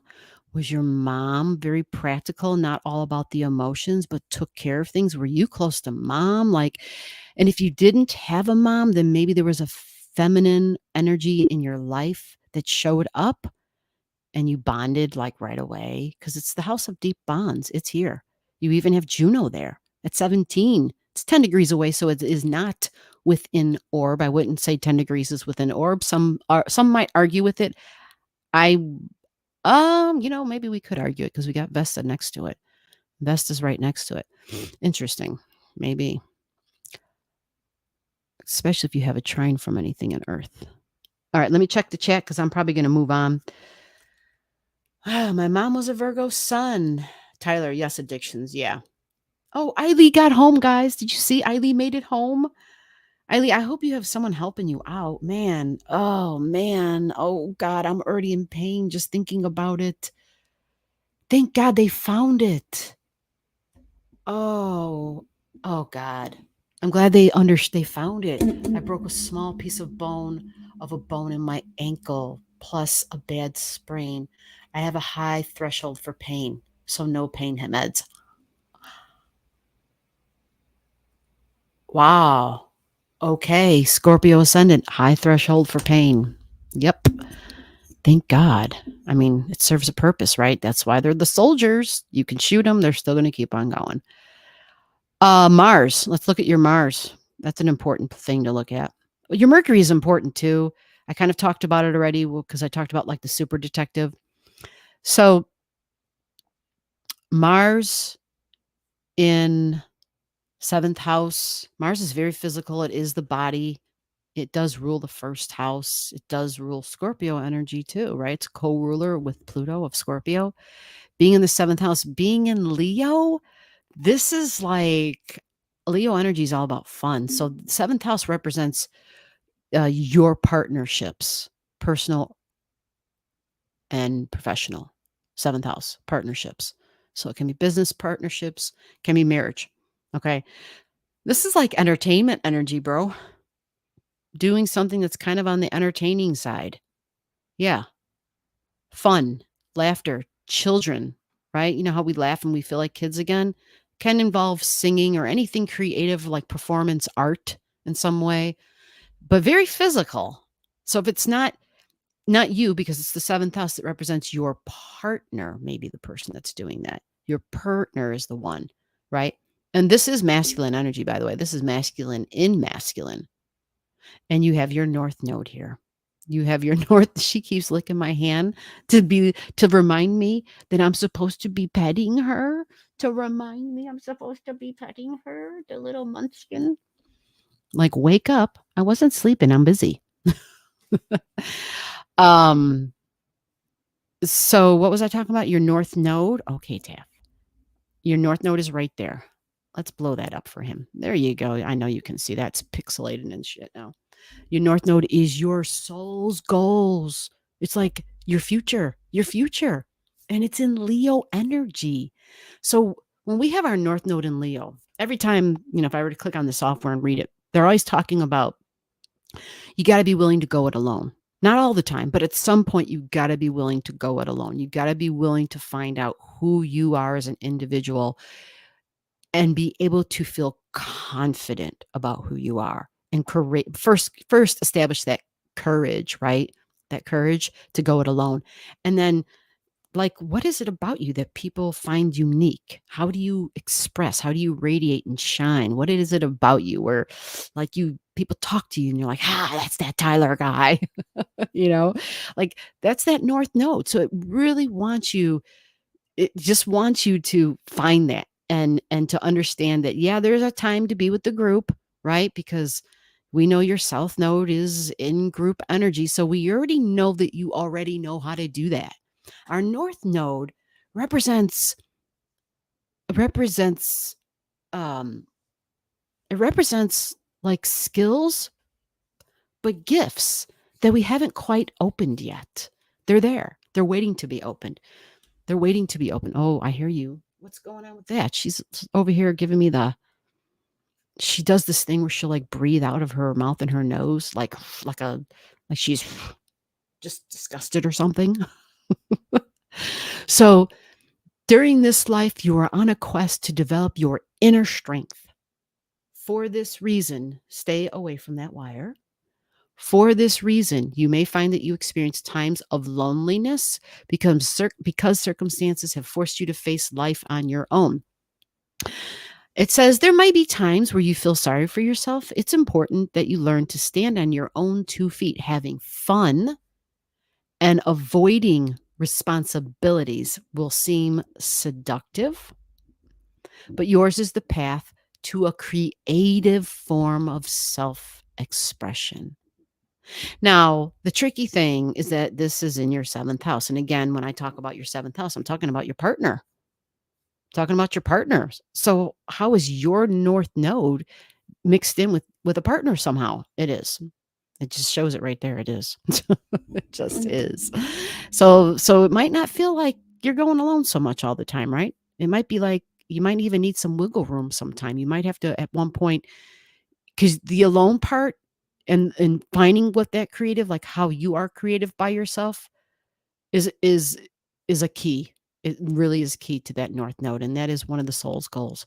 Now, was there? I don't think I have. I don't know what's unique. I try to be invisible. Yeah, and that's going to be hard. I see that, Tyler. That is going to be hard because you've got that Pisces on that second house. Serendipity, we see you. She's got the glasses on. Sarah, you're cracking me up. You try to be invisible, but your soul wants you to shine. Yes, you got it, Christy. Bam. That's right. And that's really hard. He's got multiple things in his chart. Actually, yeah, you've got a lot of things in your chart where it's not just about being behind the scenes. It's about being underground as well, right? It's about, where's Tyler? Oh, he's down below. Where's Tyler? Oh, he's behind the curtain. Like you don't see Tyler. And then a partner where your north node is like their future. Somehow your north node is intertwined with, your futures are intertwined together. So it's like, where are you in that picture? You may very just a natural thing to take the back seat, you see? So let me see. Do you have a trine to that? 2 degrees. Does he have anything sextiling? Because I don't see a trine. Okay. I see Nessa.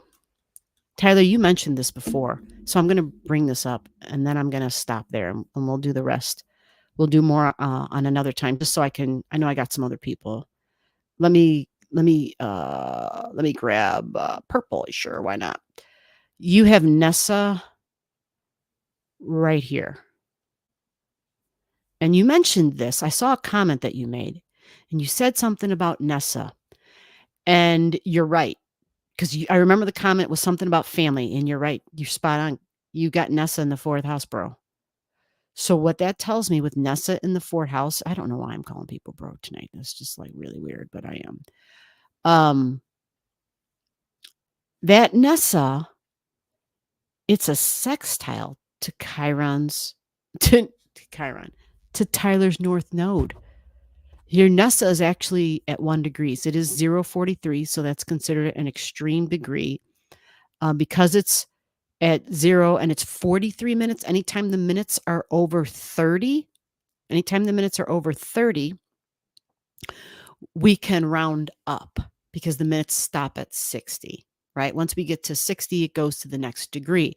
So if it goes past 30, we round up to 1 degrees then. Either way, we're still saying this is an extreme degree, and especially because it's in the 4th house of family and emotions and feelings, and it's freaking Nessa. Nessa. Did anybody catch the that recent video? It talked about the centaur that wanted to take revenge, right, on Hercules. It might not have gone real deep on that. I can't remember, but Hercules made a mistake and gave Abderus the horses. And Abderus was nothing like Hercules, but Hercules was busy partying it up and he was so joyful and happy and he just forgot. And anyway, Abderus was Nessa's friend. I'm saying Nessa, and that's the wrong spelling. It's Nessus. So Nessus, we'll say Nessus. And yeah, check out where Nessus is in your chart, guys. I know, yes, Nessus has turned out to be a huge thing in my life, which I didn't realize up until a few weeks ago. Actually, yeah, it was a few weeks ago. I was recording a video. It was literally in the middle of the video. I'm like, holy shit. It was like a big old light bulb went on. So this Nessus is about revenge. It's revenge. Nessus was the centaur who sought revenge on Hercules, tried to kill Hercules because Hercules was careless, because of Hercules' mistake. Hercules' mistake took a life. Hercules' mistake, his friend Abderus died because Hercules was careless. Yep, Hercules was careless. And so Nessus said, I got my eye on that one, and I got a plan. That's Nessus. So I know, Tyler, you made a mention, something about that. And that Nessus in the 4th house for you, when I say it's sextiles, because you're new, right? You're like, gee, don't use that word, damn it. I'm sorry. I'm going to draw it again in red here for you. It sends a sextile, and the sextile is 60 degrees away, and it's beneficial energy. 60 degrees away or 2 signs over from left or right. It's usually beneficial energy. That's what a sextile is. But to me, as I'm looking at this can be this creates an ease for Nessus. This creates an ease for Nessus because Nessus then is 60 degrees away from your north node. So it's like you got another thing that kind of might prevent you coming out and figuring out, how do you shine and radiate? What is that thing about you that stands out as opposed to you being someone who's behind the scenes? But I'm going to end this on a really sweet note for you. At least I think it's a sweet note. We're all in red here. This is a trine to your north node. Taffy, give me a minute. I'm almost done with Tyler's chart. And this is your Vulcan energy. You see the degrees? 2 degrees, 46 minutes. Vulcan is power. You have it in Sagittarius. This tells me you have the power, brother. The beliefs. You have to change your beliefs. It starts with you. You have to change your beliefs. Your philosophy on life, your beliefs. I know this is tricky because this is ruled by Jupiter. And again, that's that energy, which can, it supports Pisces energy. It's a lot like it to escape and be behind the scenes and not, it doesn't mean that you have to take the spotlight and be on the stage when we're talking about your creativity. Matter of fact, there's a guy that comes here, Anthony, and I didn't mean to say it like there's a guy that comes here, our only guy. Um, I admit it, we don't have a lot, but Anthony is I could be wrong. If he was here, he would speak so clearly on this because he does creative stuff, but it's not like out there for the whole world to see. So what he does is he takes his little creative, I forget what it is exactly, and I don't even want to talk about it because I don't know what it is exactly, but he takes it and he'll post things. This is stuff he's doing by hand. It's very detailed, very intricate. Sometimes it's about people who are fighting in war, and it's strong Vulcan energy. That's why this made me think of Anthony. Vulcan energy is the power to create or destroy. Okay, so you've got it in Sag. So it comes down to you being able to change your beliefs, change your philosophy on life. There might even, this is a trine energy. When I say trine, you see that red there, trine. Normally a trine is seen in blue. I just want to say that. Trine means it will bring ease. So that will bring ease to your north node. That will help support your north node, your beliefs.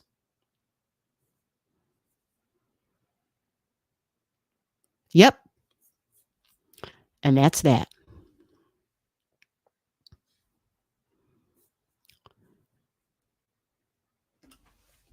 Yep. Come on back again, Tyler. We will definitely check you out again. It's always great. Oh, look at Christy. I love that, Christy, this little light of mine, right? Christy is just listening and adding a bunch of stuff. Nice. Christy is like, shine on, brother. Look at that. Lots of good stuff. Oh, good, Lou. I'm just seeing that. Oh, we got other insects or something on the screen. It's summertime. Zodiac Starter Pack, excellent compliment to the planet glyphs. Yeah, the Zodiac Starter Pack just goes over, the basics, the basics, because it's, somebody's just learning. But yeah, excellent compliment. You're right. Because then that thing just goes wild. It says, are you ready for more? Holy crap. There's all of a sudden a lot of flying things. You are welcome, Tyler. Absolutely. Yeah, there's like a little funky bug on the screen. It's like, oh, it just moved. At Christy, that's my mom singing. Aw, nice. Nice. Yeah, 8th house. That makes sense. Nice, nice. Very nice. Okay, what's the order? Somebody had the order written down. I saw it, and I'm like, damn, thank you. I didn't get to say thank you because I was in the middle of stuff. Oh, that is awesome. I have one too, and it has been so helpful. The recent, okay, awesome. Hello, hello, blessed people. Okay, now Taffy wants out. My God, Taffy. So who's next? Can someone just like give me a shortcut on this? All right, I'm coming to let you off, but you better. You are not going to have me going up and down all night, girlie. Yeah. Thank you.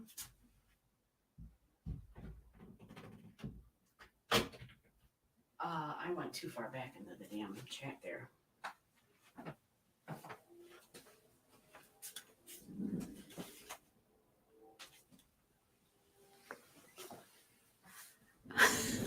I'm still stuck on I ate an edible quiet mode.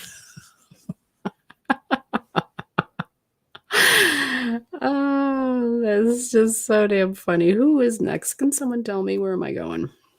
Christy said I am. Really?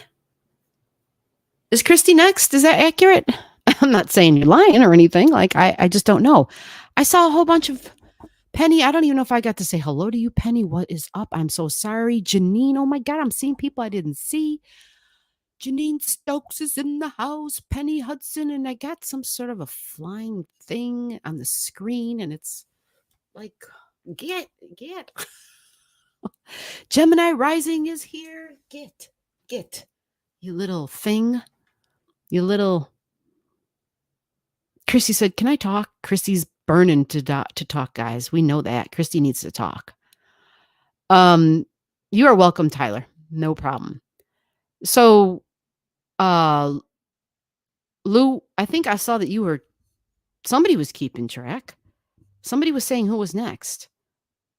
Can someone just tell me? Is that right? Is Christy next? How about I just go and look? Christy, if you're next, you're next. We'll definitely pull you up if you're next. All right, so right after Tyler came Sarah. Sarah's gone. Christy's right. Christy's on. Okay, Christy, are you ready, Christy? Are you ready, Christy? So Christy, let me get the thing. Yeah. I so closed several things today. This is going to be our example for the Sagittarius full moon, folks. Live. Let me find my damn thing. Copy. And let's drop the link so we can get Christy in the star room. Oh, wow. Yay. I love it. Here we go. We're dropping it in there and we're saying, bam. There you go. We got you in. Oh, thank you, Penny and Lou. I see it. Everybody's like, yes. Thank you. Yeah, Christy, you can use your turn to talk. Lou S is the tracker person. Absolutely. I am ready. Christy's like, hell yeah, it's my turn. That's right. Christy knows that Lou's keeping track. Like, I'm having the weirdest hair day. I woke up and it was like, so like, just, yeah. You know what? The humidity dropped. That's what happened. Yeah. 1 minute it's like too humid. The next minute it's like all the humidity's gone and now it feels like it's really dry and brittle. That's what happened. Okay. Oh, we got Christy. Are you guys ready? Here comes Christy. I got to check my volume. Christy will knock us out of the damn star room. Christy, are you ready? I see a name. And let me go see if she's saying I'm ready. Christy, are you in the private chat? Oh yeah, hold on. Let me get to the private chat and see what she's got to say. Okay, good job. Okay, can I get it on here? Wait a minute, I got an idea. I can feel my Venus and Leo starting to come out a little bit. I think so. Wait, we're gonna give Christy. Christy, I got some music for you. We're gonna give Christy some music. This is gonna be funny. I gotta remember something though. Oh yeah, that'll be good.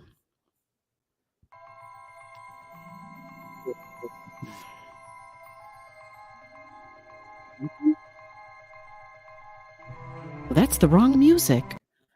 That's the. There we go.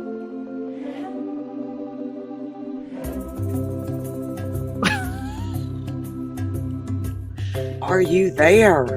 I am here. How the hell are you, Christy? I am all right. I thought that would be some kind of bluegrass, though. Some bluegrass? Yeah. No, that was cat music. That was cat music. That was cat music. Yep. You are so Leo. It's not even funny. You got strong Leo qualities. Gotta love it. Lots of Leo. That's cat music. That's the one I picked. I'm like, oh yeah, we got to go with Leo on this one. So let's talk about this full moon. I'm gonna tell you, because the full moon was today, so it's the energy is 3 days before and 3 days after, right? That's right. That's right. And we're right smack in the middle of it. So Friday, I quit my job and I ran out of there like my head was on fire, my ass was a catching, and I gave him the 2-finger salute as I was peeling rubber out of that parking lot. Working, how many hours a week were you working? Close to 70. Man, I mean, I remember days when I used to do that, and I'm like, I was nuts. I could never do that right now. No way in hell. I will never do it again. I would drop dead, I think. I won't do it again. I mean, that's young people's work. Yeah, go ahead, do the 70 hours, but not now. No. Wow. You are a trooper. Well, you are a trooper. So what else has been going on? I'm closing on my house on Monday. Oh, yeah. That's what they were asking about. So oh, nice. And then nice. That's perfect then. Come to find out, the buyer is a freaking stalker. Shit. Oh, yeah. Buyer is a stalker? Yes. She's stalking me on Facebook. Friend requested me. She's like been at that house like 4 or 5 times because I got the blank system, so I know. Right. And they're bringing people in to peek in the windows.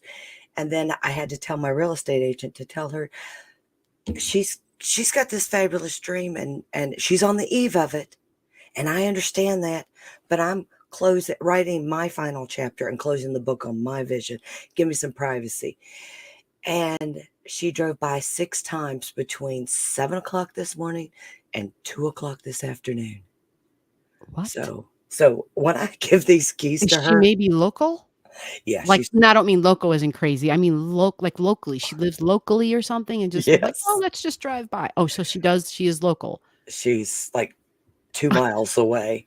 Okay, so she's just maybe really excited and overexcited. And like, had she been pressuring you or something? Like, yes, and she wants early.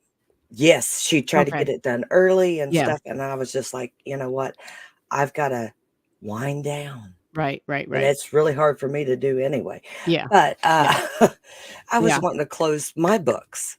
Right. Absolutely. But that's neither here nor there. But wow. But just thinking of the closings was every time we cleaned a room, we shut the door. Oh, gotcha. We shut the door each time behind us. And then when I finally closed the door, you wouldn't believe this. Is it? I mean, I'm not trying to pry, but this isn't a home you're currently living in, is it? No, it was my Airbnb. I didn't think so. Okay. I just wanted to check. Yeah, that's what I thought. I just wanted to make sure. Okay. And this thing has like 9 rooms in it. So every door we were shutting. Yeah. Okay. But when I finally shut that door for the last time and locked it, it was like a weight that was lifted. It was a closure. Yeah. And you just felt it just leave. It was awesome. Nice. It was awesome. So you felt lighter. You felt lighter. Yes. Yes, and I am looking forward to my new chapter. In the 3 days before, I got a new job, quit my job. Oh, well, that's the other part you didn't. So you got a new job.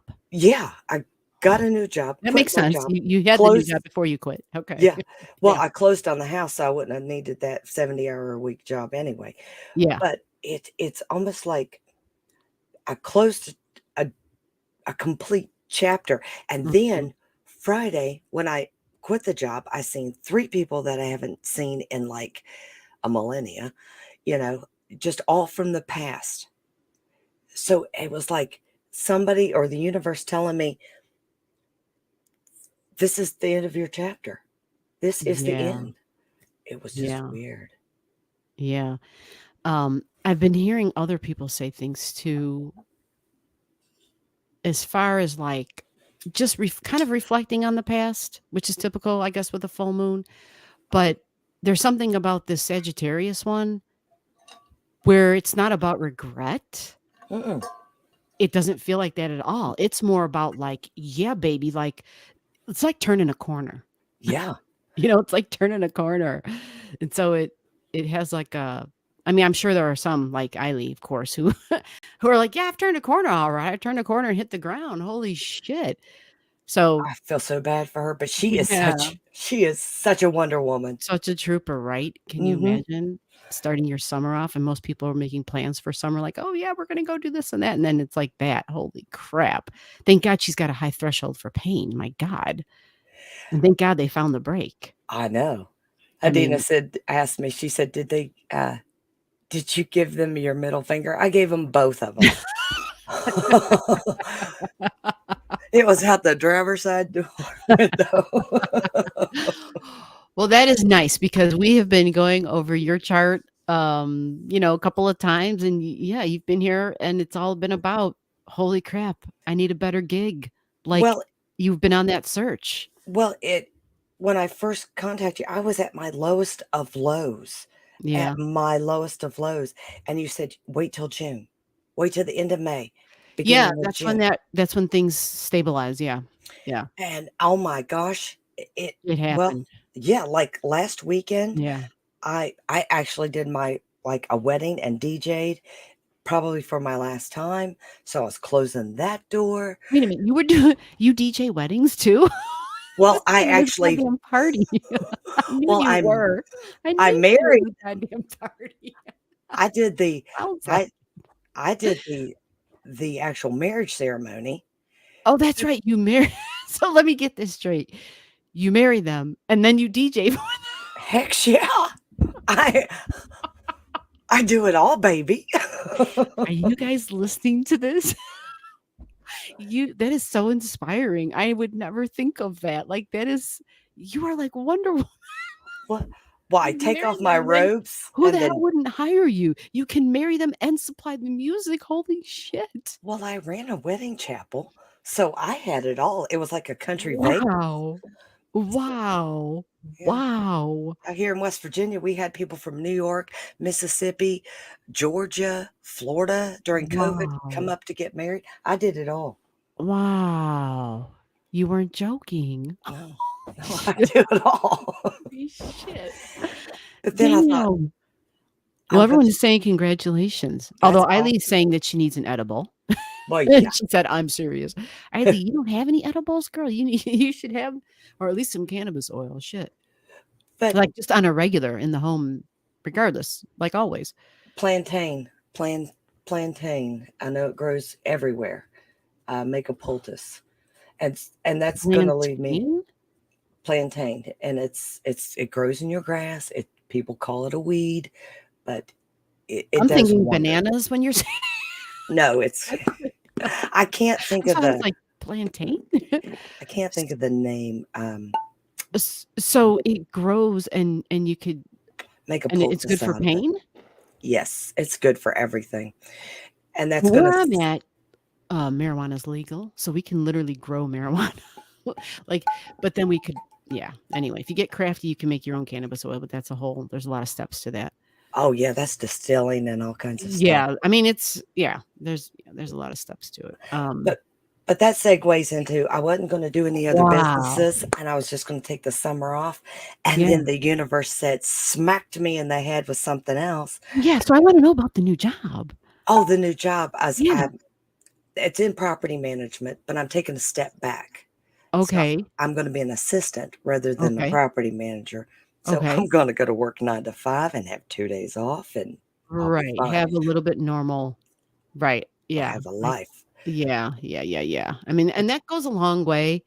Um, I know I was talking to somebody, just a few days ago, and they were saying that they work, what do they work? Like, they're not working the graveyard shift right now, but they used to, right? And I was like, "Oh my god, you don't have to say another word. I know exactly what you're talking about." And she was just saying that she's never doing that ever again. She's Mm-mm. like, "I know I got paid more money, but I will never do it again." It literally eats, like, your life away, like, and not just, like, in as far as time and shit.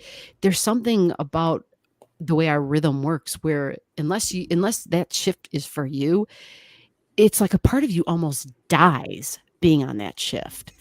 And, I'm like, "Yeah, I completely understand that. I get it." Around here, we call that the hoot owl shift. The hoot owl shift. The hoot owl shift. Oh, hoot owl. Yeah. Oh, gotcha, the hoot owl. Oh, I like that, the hoot owl. That is way better than graveyard shift. Yeah. I like that, the hoot owl. Okay. Yeah. I'm gonna remember that. But that segues into with the plantain is I started messing around with like salves and stuff Yeah. because Why am I not I surprised? know, and I've got bees and stuff like this. So I started messing around, and I'm You allergic to got everything. hives? Beehives? Yes. Oh, nice. And You're allergic to what? I'm allergic to everything. Yeah. So I started making my own soap. Right, so you gotta make your own shit, yeah. So I am going to go into business doing that. I like that idea. You are just doesn't matter what you got in the bank. You are like, you can never have too much. I'm gonna keep on moving, keep on shaking, keep on building. Yeah. Like, that's just in you. That's gotta do it. Gotta do it. You She's gotta make some money. Everybody likes money. this lady. You Uh, are just like like a money-making queen, man. well, Y when you you grow up poor Yeah. and you got to scratch at everything, Yeah. this Yeah. is what you do. That You just memory is there, and it's like, oh, never wanna it's be in that situation ever again. what did Scarlett O'Hara say? As God is my witness, me or my people will never go hungry again. By God, I live by that. Really? Yeah. Yeah. I don't remember that in that movie. I think I've only seen it once. And what I remember, not that there's anything wrong with that, but what I remembered was the part where she said, it was a really bad time too. And she was saying something about, it's just today. I just have to do this today. Like, I just have to right now. Like, it was kind of that thing where you're like at the deepest, darkest spot in your life. And then you have to tell yourself, I just have to get through the next hour type of thing. I forgot what she said though. What Like, she says is, tell me. Tell me what she said. I can't think about that now. I'll just think about it tomorrow. Yeah, that's right. That's exactly what it was. And that's what she was trying to do. She was trying to like make it because it Hmm. was just the spot she was in was so horrific for her. It was just so, yeah, horribly tragic. Yeah, it was horribly tragic. Um, that it was just, I can't think about that right now. I'll think about that tomorrow. And Hmm. that's, the worst of the worst you think about on another day. And that's kind of smart.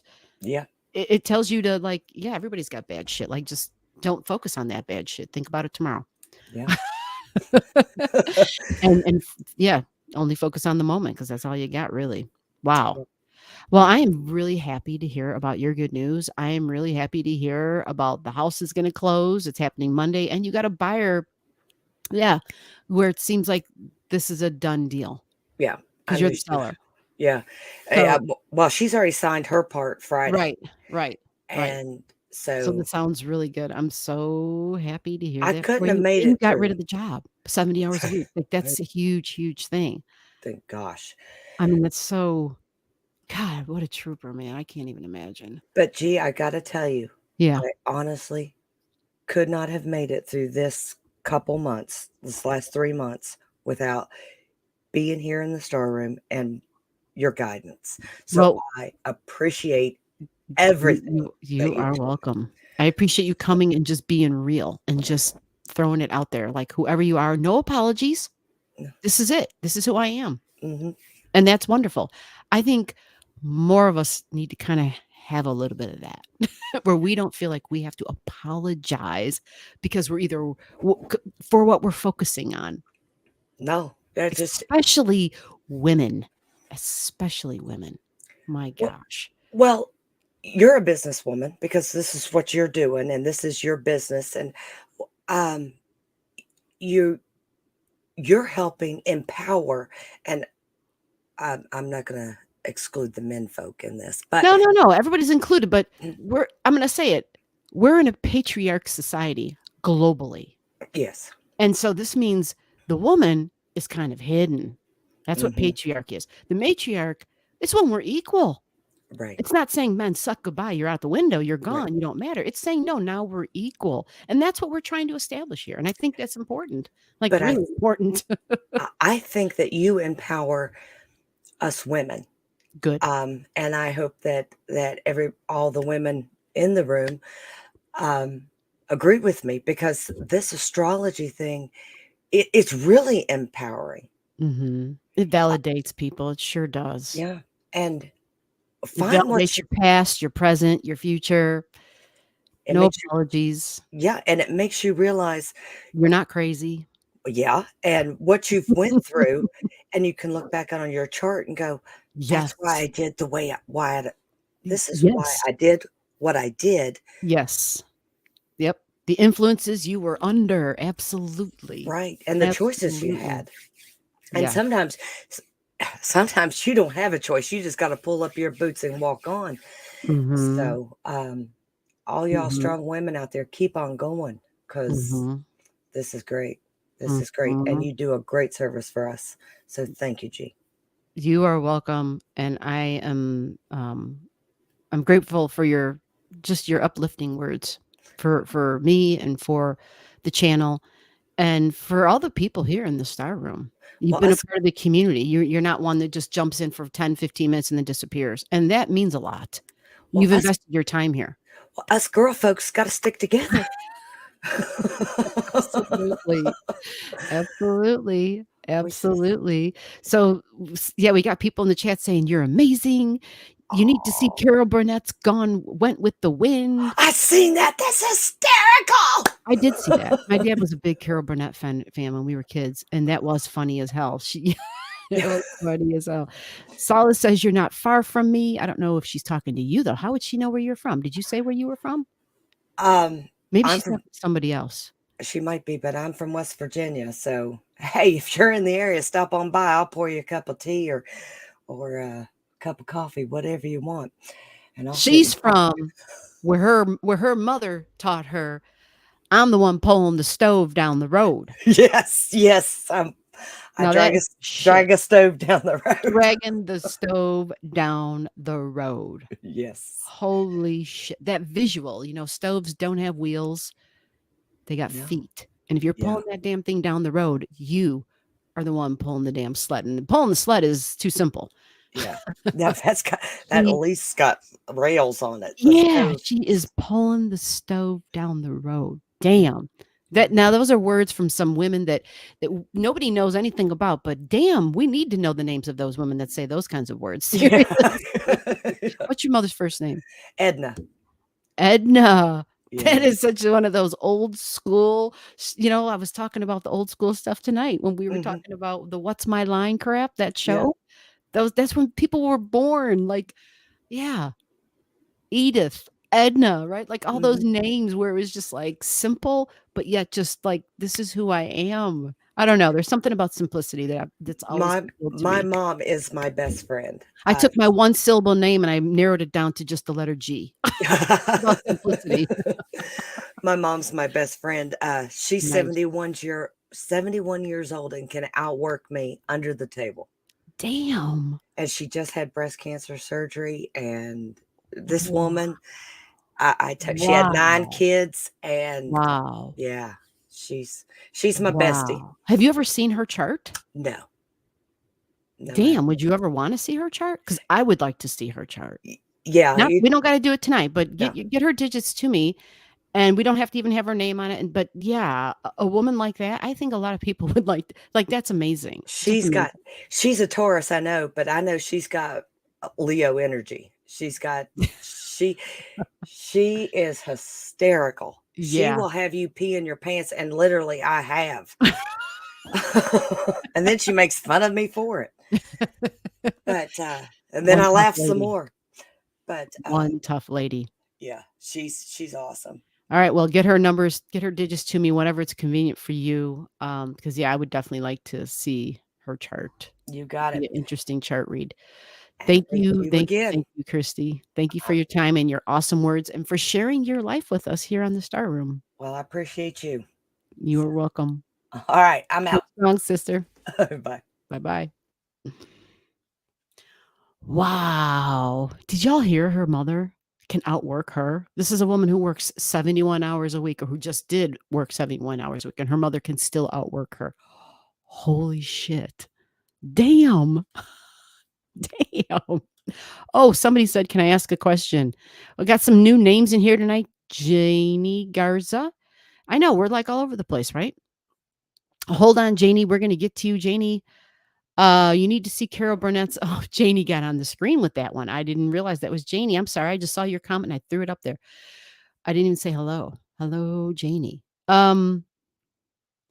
So wow, Christy and her mother, like every time Christy talks, I'm always like my mouth is always partially open. And it shouldn't. Like I've looked at her chart, but I'm still always like, damn, just amazing.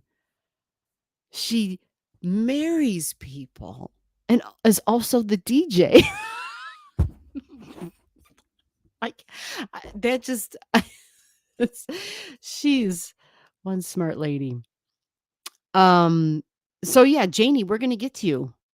Hang on, hold on. We've got an update on Yej. I'm sorry, Eiley. Eiley went to the hospital tonight. She broke her ankle. This is what happened. Oh, Eiley said I was getting off the city bus at the grocery store. Oh, damn, she was running errands. I have the double vision if I have both eyes open. Oh, normally going down the stairs, I close one eye so I don't have the double vision.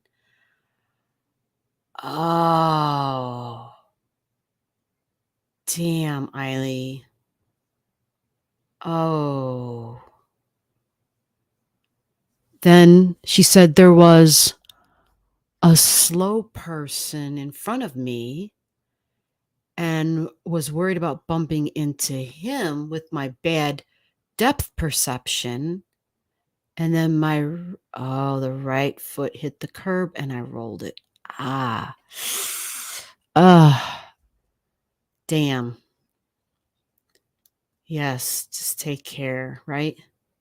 Man. Ah, yes, send complete healing to Eiley. We got a lot of good people in the room, a lot of good energy. Um, yeah, it all begins with a thought, folks. Send it out. Send it out to Eiley. Yeah, Eiley in Alaska. Eiley's in Alaska. Alaska. If you just came into the Star Room, like in the last 30 minutes, you got to tell us where you're watching from. Like, that's just the rules here, man. Where are you watching from? We always want to know. Who's next? Eiley, we are praying for you, girlfriend. Complete and total healing that is perfect for you. North Carolina's in the house. Okay, so Solace is in North Carolina. So I think I knew that already. Silas, I hope I'm saying that right. I don't know how else to say that. Maybe it's, yeah.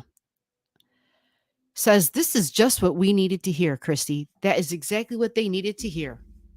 Your inspiring words, lifting women up. The Star Room. This is where all the stars come, man. That's right. The bright stars, by the way. Not the dim ones that are far off that you can't see. No, we're talking about the brightest stars in the sky. That's right. Reno, Nevada. Tasha. Yeah, I remember you, Tasha. You have been in and out. I didn't know you were from Reno. Reno, Nevada, checking in. That's near the West Coast. I know we got Arizona in the house sometimes, California. Serendipity. There you go. Serendipity. Sarah, I know you got the cannabis going, but peace, love, and healing energy to Eiley. Absolutely. Sarah can do it. Sarah's not the only one. Adina. Adina. That's another one, right? We got a lot of people here who just got that power of focus and sending that light. Lou S. Send that light and that healing. Penny. Penny said, thanks, Christy. Thanks, Allastrology. Penny sent some healing. Penny's got it. So, Edna, ooh, interesting. The name Edna, did you all see this? Hebrew origin meaning rejuvenation and delight and pleasure. I didn't know that. How sweet is that? That is awesome. Australia in the house. We got Kamali Masters watching from Australia. What is up, Australia? Welcome. I think we have another viewer from Australia. Another, at least that I know of. You know, you only know who's watching when they show up either under a comment or in the live and they let you know. I mean, I can go to the YouTube analytics, but to be honest, those damn YouTube analytics, they fluctuate so much. I'm like, I don't know what the hell the truth is here. It's really weird. So, who was after Christy? What time is it? It's 11:20. We're rolling. We're rolling. Christy, thank you again for sharing your life here and for inspiring so many women with your light and your power and your humor and your rawness. Like, I love it. I love the just, I just love that. All right, so we did Tyler, we did Christy.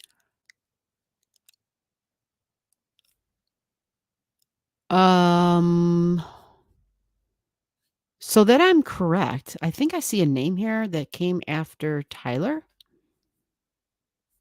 Oh, let me back up. Damn, I'm messed up. Who is next?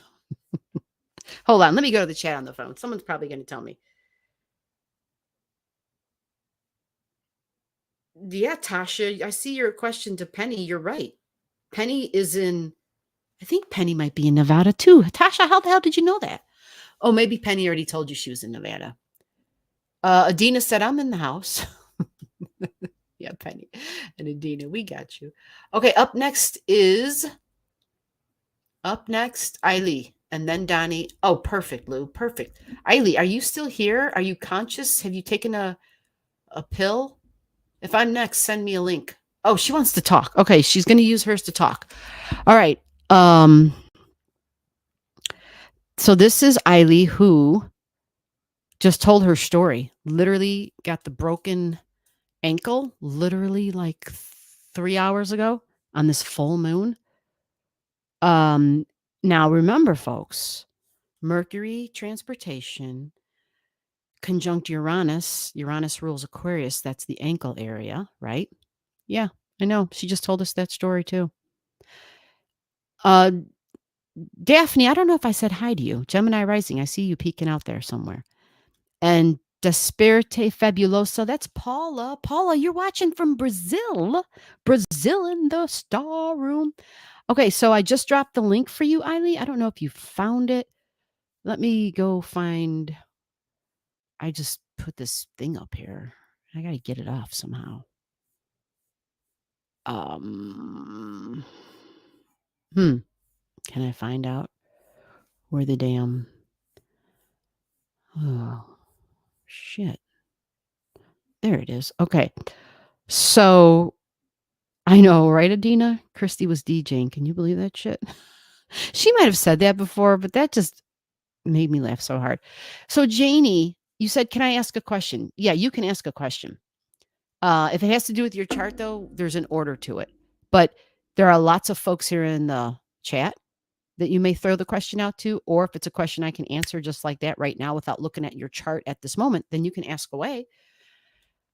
you can ask away. So, or maybe you're like, okay, if you look at my chart, can I just ask a question? Yes, of course you can. And yeah, there's a order. We just follow the order of what people show up, how they show up in the star room. So, lots of healing coming your mom's way at Christy. Yeah, Adina, right? Mom just had like cancer surgery. Exactly. Okay, I see, Lou. Okay, Melanie Thompson said I sent an email. So just so that everybody knows, if I haven't gotten to your I thought it would be bluegrass. I'm still reading the other chat. If I haven't gotten to you tonight, we do this every Saturday night. We start at 9 p.m. That's Central Time. And just make sure you get your digits to me. You can email them so that I have them for the next live. Not a chart. What are the effects of Cassiopeia? Interesting. Interesting. I love that you asked that question. Did you see the recent video mentioned Cassiopeia actually? And I need to dive deeper into that. But I'll bet you 10 to 1 there's somebody here in the chat who can speak more upon the Cassiopeia than I can, because I honestly haven't been tracking that. But I may just start doing that. I mean, not my chart. So did I not leave the link? I am so sorry. I thought I left the damn link and sent it through. Jeez, G, get with it. There you go. I just dropped it. It's there. I just dropped it.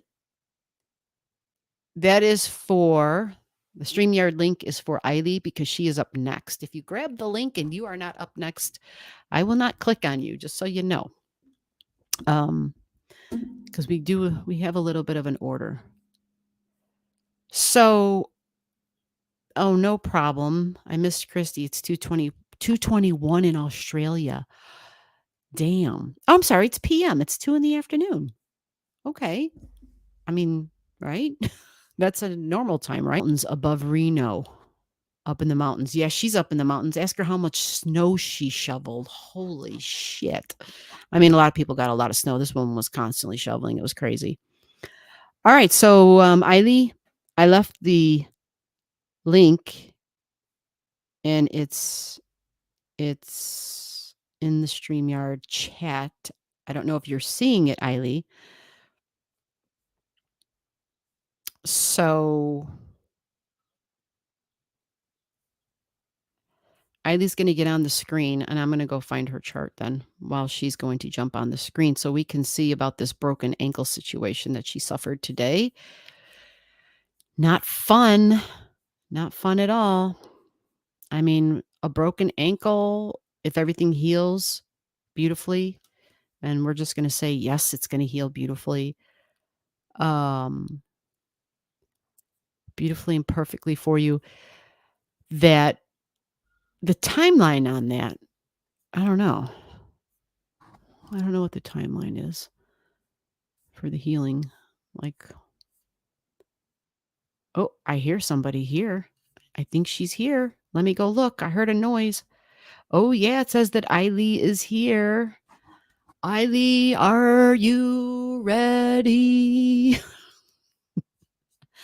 Let me know when you're ready, Eiley. You see how there's a private chat you have access to?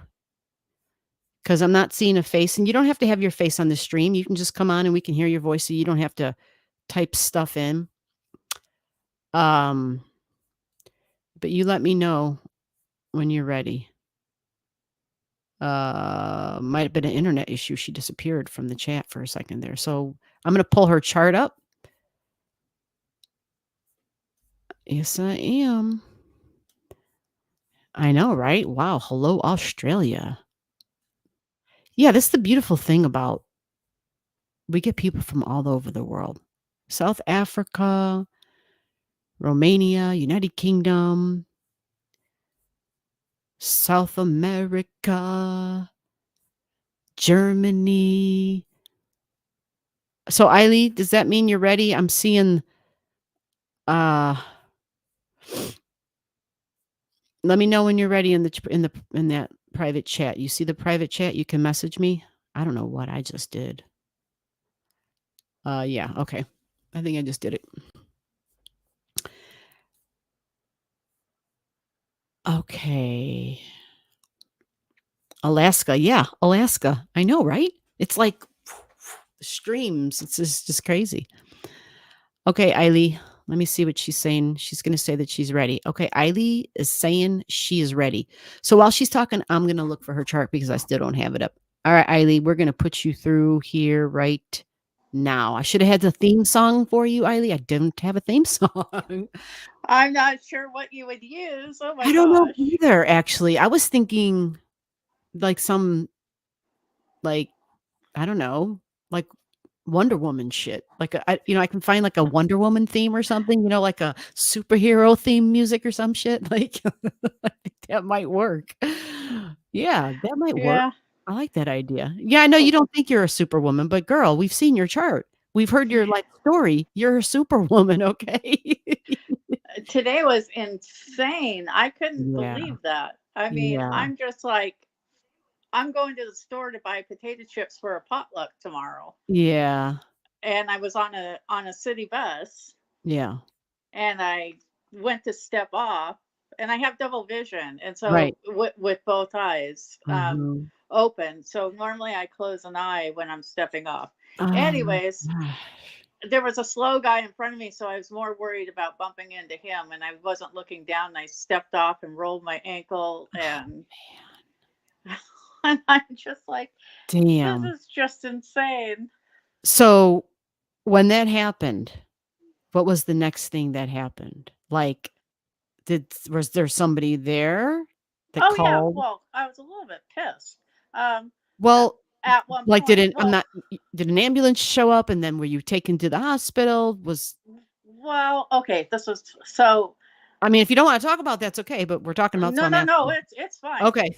Just I first of all, the bus driver like waited like 5 minutes before he even like came out and asked me if he wanted me to call an EMT. There was an older couple there that were like asking me questions if I was okay, and I knew I couldn't stand on my foot. so you're on the And ground and they're asking you if you're okay.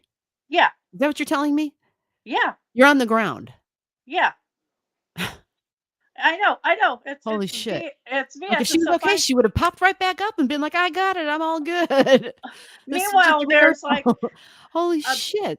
it's tourist season here, and there's like 50 Ah, tourists from foreign tourists on the bus, okay. like all looking at me. It's like, okay, this is the excitement in Juneau, Alaska. Oh, wow.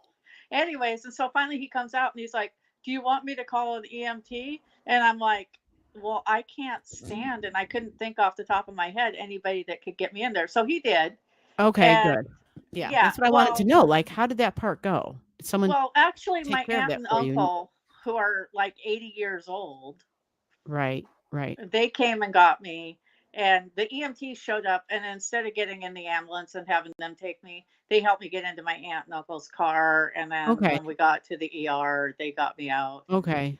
Okay, well, But at least, yeah, I just didn't wanna, like, yeah, that's better, at least, like, I mean, I figured something happened that kind of made it pretty good because it's been, what, 3 hours now that it happened, and you're home. You're already home. You've already been to the hospital, and you're already home. oh yeah, it was actually pretty I would funny, say and that's pretty good. At I'm like, well, yeah, least from where I'm at, like, that's pretty damn good, like, and I'm like, oh no, they got Starry you Night in. is happening. I got to get on Starry Night. And I'm in the ER. And then every time the nurse came in, it was a male nurse, a young male nurse who was very Uh-huh. slow. Every time he came in, it's like you'd be talking about something or whatever, and I'd be like, I'd hold a finger up to him, just a second, this is important. Because I wear hearing aids, and so my phone Oh, streams right, through it goes my right to the hearing aids. yeah, Yeah, and yeah. I'd be, wait a minute, this is You're important. Bluetoothed in, yeah. Yeah. And Sweet. so and he's looking at me, and I'm like, okay, now what were you saying? So do you tell people that you're on the phone and that's what's going on, or do you leave them in the dark? And so they don't know that you could be talking to somebody? Do you let them know? Um No, I'm just it's a none of their question. business That's what if I'm they saying. ask. Yeah, Yeah. well, I was just curious because I know my mom, same thing. Well, not with her new hearing aids, but her old ones, Bluetooth right to the phone. And so she would be walking by herself and I would be on the phone with her. So I would know that I'm on the phone talking to her, but I would hear people walking by her that live in the community that she's in. And I know they would be like, "Are you okay?" And she's like, "I'm talking on the phone." But her phone's sitting in her walker as she's walking with the walker. She's not holding the phone to her head. So sometimes people don't connect the two things together. And they probably thought my mom was nuts, thinking, "Okay, she's having a full-blown conversation and there's nobody there." Because No, no, no. your ears. He knew. They knew I But wore. your ears are covered, which is why I'm mentioning that, because your hair covers right over your ears, and so that would be like, "Okay, what's going on there?" Well, he was being They so slow. sedated It's her a like little too much. no drugs whatsoever. I, God blessed, I'm. really? Yep. I just came home and took a Tylenol. Damn, But that's amazing to me. I can't even. Yeah, that blows my mind away that you took no painkillers. Did they ask you and you said no? yeah, I was just like, I would rather have an edible, and I used my last edible last night. Oh, good. So So you knew you had some edibles at home. no, I didn't have any edibles. I don't. I wish I did. So how did you were just saying you'd rather have. Well, Yeah, I'm yeah, gonna I have to know have a we're friend take me to the weed store. So I was just gonna say, is it legal in Alaska? yeah, it Okay, is. good. Yeah, it's legal here too. And even when it wasn't like officially legal, like to grow, they already had the cannabis stores set up so that if you had a prescription, right? If you had, you know, doctor prescribed for it, you could go to the cannabis store and get it. But now it's anybody can walk in and get it. Shit's Yeah. expensive. What? I mean, I know everything's expensive. Everyone's talking about inflation, how everything's expensive. It is. But that shit was expensive ahead of time. Like, way. Yeah. Yeah. Not What I cheap. mainly use it for is sleep Yeah. And that's, because yeah. I have nerve damage in my face from my surgeries, and Yep, my so housemate, it. exactly for that, yep. Nerve damage in Yeah, her I head, mean, I'm not her against head. anybody using it Yep, for recreational purposes. I mean, even yep. right now, it's just like I'd be using it for recreational purposes. After the day I had, She's like, I'm "I need shit. to escape." Yeah. But you're just And that, talking about, like, the trauma of it all? Not you're not saying you're, like, in massive pain where you're like, "I need to, like, Calgon, take me away. I need to be out of this body," kind of pain. And no, is that I what deal you're with saying? pain. Yeah, I deal with pain really well. Yeah, no, it's more Yeah, of especially if you've the dealt with nerve pain, you know what pain is. yeah, You're no it's stranger to more of pain. the escape. And my Yeah. natural, that's why I think that I might be a first house Neptune is I like to escape in any way that I can, Mhm. as far as whether it be TV or music Okay. or Yeah. whatever. So, yeah, when we were talking, my first thought was, would this help? When I was like riding to the ER, I'm like, I wonder if this is going to show up in my chart. Yeah, yeah, yeah. So that's what I wanna do. What was the birth time that you had that you were messing with? 6:15? No, I 606 Okay, is let what me go I there. thought, Okay, let me go there. Let's test it. and That's see the way what to do it. happens. Yeah, I was like, okay, this could be a big clue. It could be. Yeah, Yeah, it's an event. It's a Mercury Uranus event. Let's find out. break my ankle and find out my time of birth. Yeah. And so for people who might not understand what I just said because it's, astrology crap, right? Mercury and Uranus in the sky are together. They're together. And so when that happens, and it doesn't mean you automatically get that this happens to you, but Mercury is transportation, something local, and Uranus is a surprise and it's a shock, right? Hmm. It could be a good surprise. I had a lot of good surprises today and yesterday, lots of nice surprises actually. Um, but in her case, let's see why it wasn't a nice surprise. Let's see. And just so everyone knows, this is a chart that we've been testing because she didn't believe the birth time, or there was no birth time written down because she was, there was trauma at birth. There was trauma at birth. Is that the right way to say it? Right. Yeah. Yeah, there was trauma, and Yeah. yeah. And so a time of birth wasn't really the most important thing at that point because there was trauma at birth. So, let me move us out of the way a little bit here. Okay. You can still be on, and we'll just go. Let me see if I can get us to go teeny tiny. Okay, where is the teeny tiny at? How can we get small, small? Oh, we can do that. Well, Yeah, let that's pretty me. small. Yeah, hold on. Where did she just go? All right, I'm redoing it. Hold on. I'm gonna edit this layout. I don't know why I had to do that, but we want to add a. I'm sorry. I thought, some things happen in here. It won't give me a media slot. This slot can display. Yeah, there we go. I'm looking, well, I'm on my phone talking to you, but I'm looking at my 55-inch screen and it looks fine to me. If you put the chart up, I Yeah, I'm can gonna see get there. I'm. Yeah. it. Natal chart for Ali. Let's see if we got her on the You screen. might have me under Jane, but I think you changed me last time.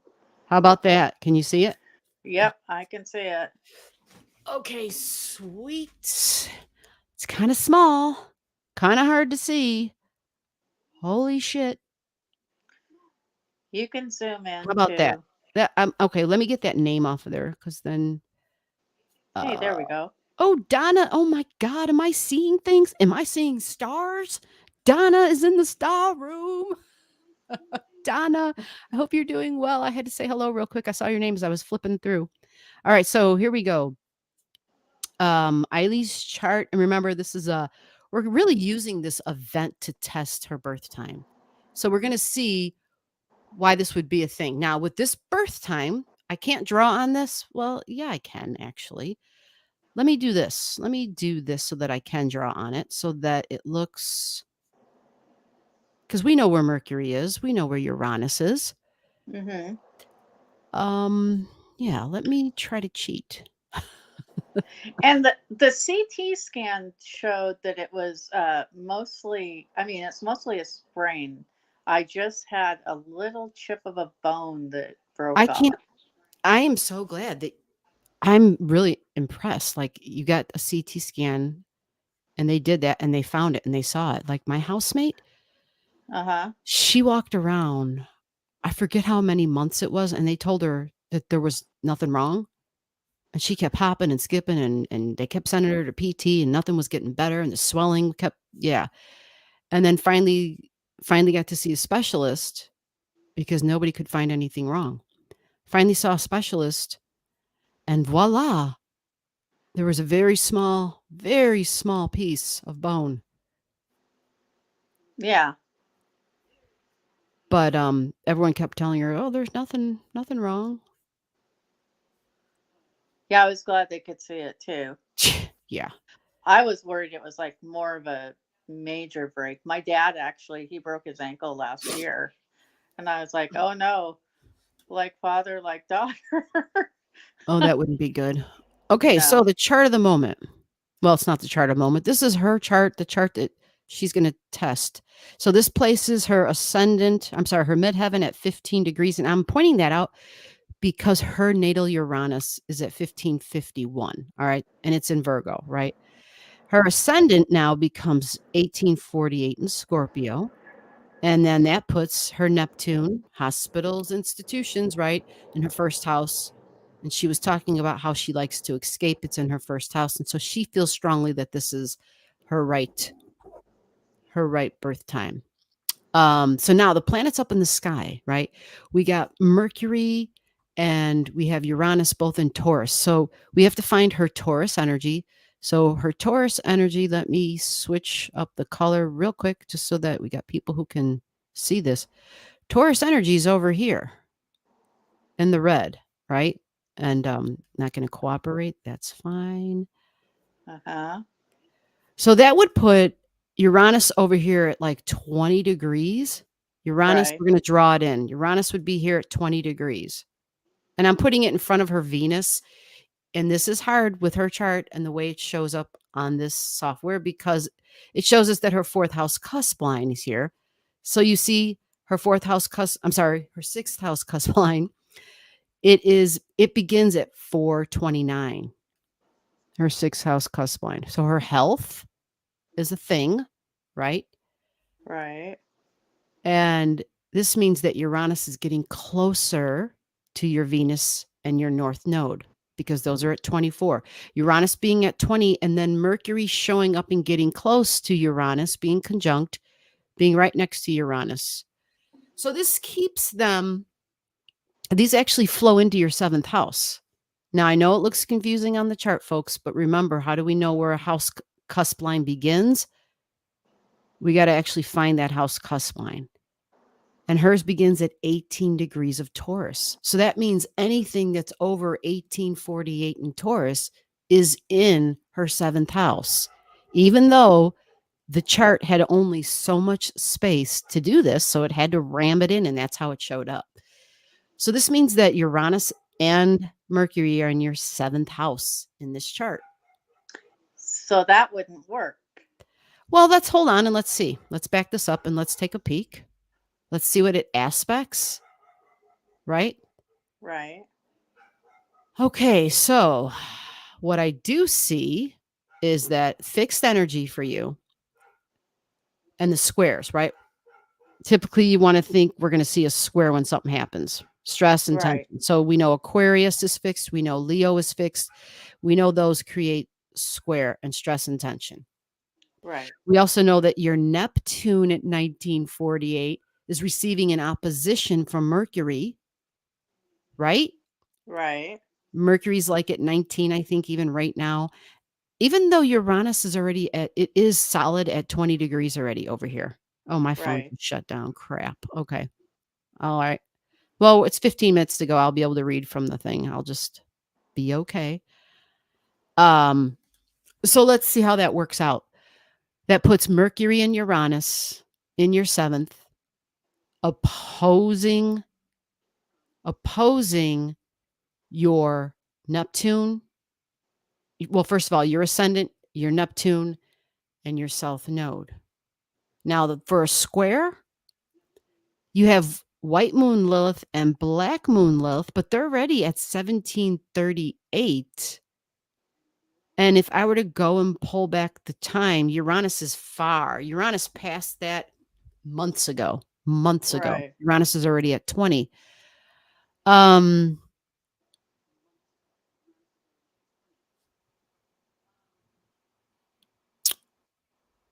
And shocks and surprises. I would think this was a shock and a surprise for you. Yeah. Oh, yeah. When it happened? Yeah, I'm sure. So the thing I do see, but it's a trine actually, is Uranus is going to start trining closely to your 25-degree Hygeia in your health, which is interesting. And that's not ever going to change, actually. But that's good news, because that'll always stay the same, that Hygeia. Your planets aren't going to change. It's the house cusp lines. So in order, I would have to have a square to something. Well, typically that's the first thing I look for. That's just typically the first thing that I would look for, right? Now, if it's an accident and it's to the body, we go to Mars, right? Right. But transportation was what you described. So I thought, oh, Mercury and Uranus, shocks and surprise. So we're going to go, like, you got your natal Mars right there. Now, the transiting Mars up in the sky right now, Mars is, let me see the exact, where am I at? My Mars. Yeah. Okay. So, no, that's not right. I'm like, Mars is not in Gemini. That's in your birth chart. Yeah. Mars is in Leo right now. So we got early. Mars at 8. That's what I wanted to know. So Mars is an 8 at Leo. So that means we're going to put Mars right here for you. Mars at 8. Mars is your physical body. What happened to your physical body? Let's find out. Leo, which squares at 8. Mm-hmm. And that's the transiting Mars. And that Mercury, yeah, all that's in the higher degrees. Okay. It's like stump. We got Saturn at 7. Saturn is a thing. Saturn is bones. 7 degrees in Pisces, we have Saturn. And that has already passed your Chiriclo. Your Chiriclo is at 6. Hold on a second. I need a sip of water here. So I'm thinking my birth time has to be later then, in Well, order for well, the Uranus and well, it might not necessarily be that. It could be something that aspected your private personal Uranus. It might not be, it might not be the Uranus or the Uranus in the sky. So what about the sun? I mean, it is a full moon. And that was, oh, I'm on the wrong chart. Shit. Let me draw in the full moon energy. The full moon is at 13 degrees right here in Sag, it's trining my moon. and then 13 degrees of Gemini. That's how we get the full moon, the opposition between the sun and the moon. So Uh-huh. over here, let me move that 8. Oh my God, I got shit everywhere. I'm just wanted to draw in the sun. That's all I wanted to do was draw in the sun. Put the circle there. And then, yeah, My sun's at 0. there's your moon. Alrighty, so we got the sun and the moon. What are they creating for you? What are they creating? Well, look at this. Look at her house cusp line, her midheaven. It's not a shock and a surprise necessarily, but is it? It aspects her Uranus and her Pluto. Do you see that, Eileen? Uh-huh. Do you see how crazy that is? Yeah. Full moon. Now, according to this chart, right?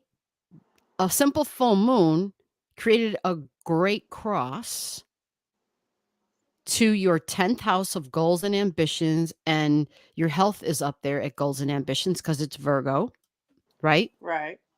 Your Uranus is conjunct that at 15, and so is Pluto, change and transformation. Right. And then down here, the other part of this great cross is home and emotions and feelings and family, because it's the 4th house cusp line that's part of that great cross. But it is Pisces energy as well. Hospitals, healing institutions. Mike Calgon, take me away. I just want to be taken away.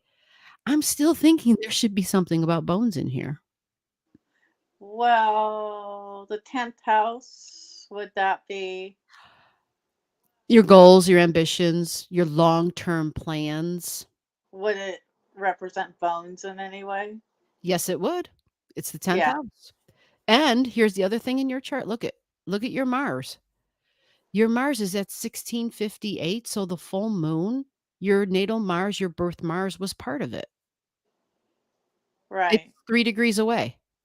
4 degrees away technically, but it's the sun and the moon, and your natal Mars is always receiving a square. Even if the house cusp lines aren't correct on this chart, your natal Mars is always receiving a square from Pluto and Uranus all the time. You see that? You know that. You've seen your Right. chart. Yeah. We've And discussed that in also, detail. and because it's aspecting my midheaven, so that's what you're known for and stuff too, because I was born with a birth defect Mhm. and Mars is your face. Mhm. The head, yep. Yeah.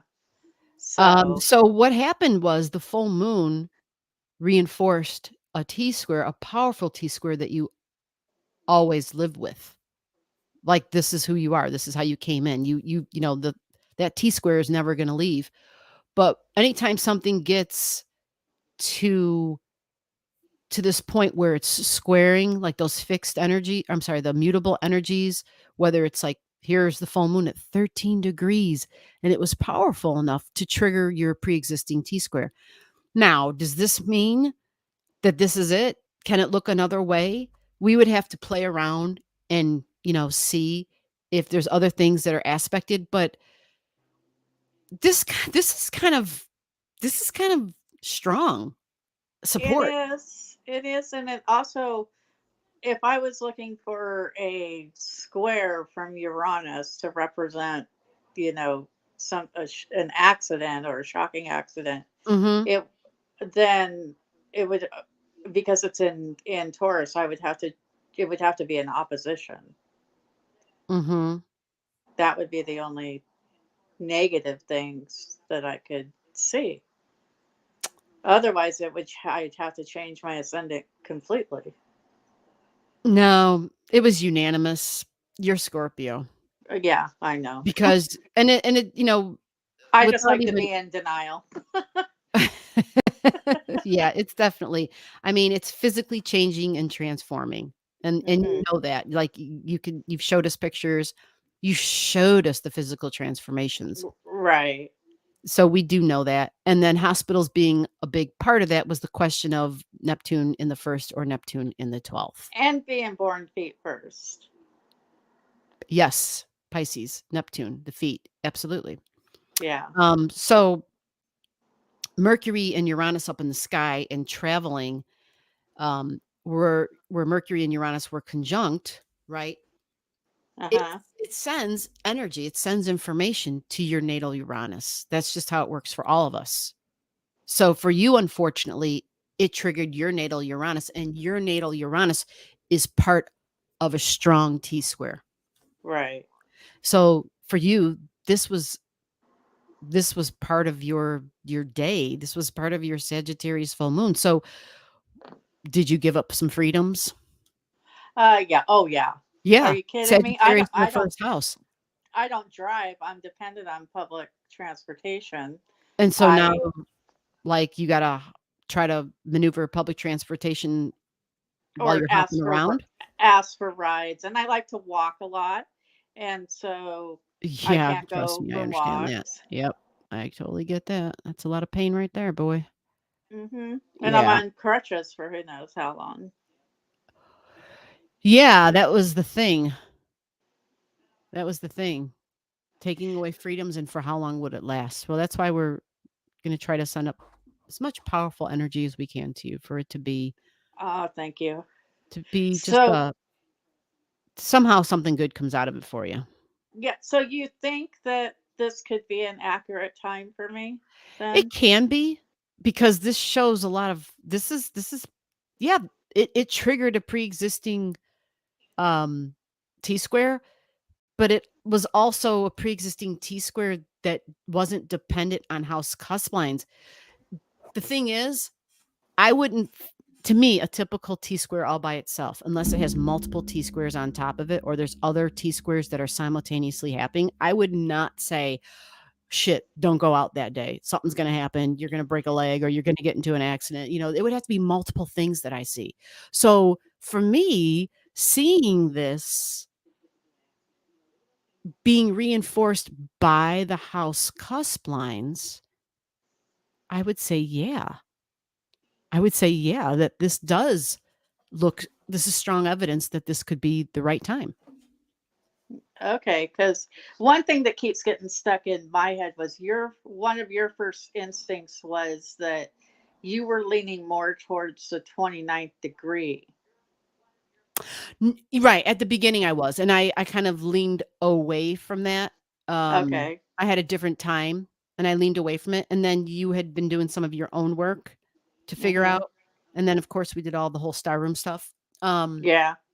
And so the chart I had come up with had put Neptune on your ascendant, and it had put the the south node a little bit closer to your ascendant, right? Right. Because this puts Neptune and the south node in your first house. Whereas the chart that I was playing around with was that it was Neptune first, then your ascendant, and then the south node. Like they were like bam, bam, bam. They were very close together. And that's a pretty strong chart too.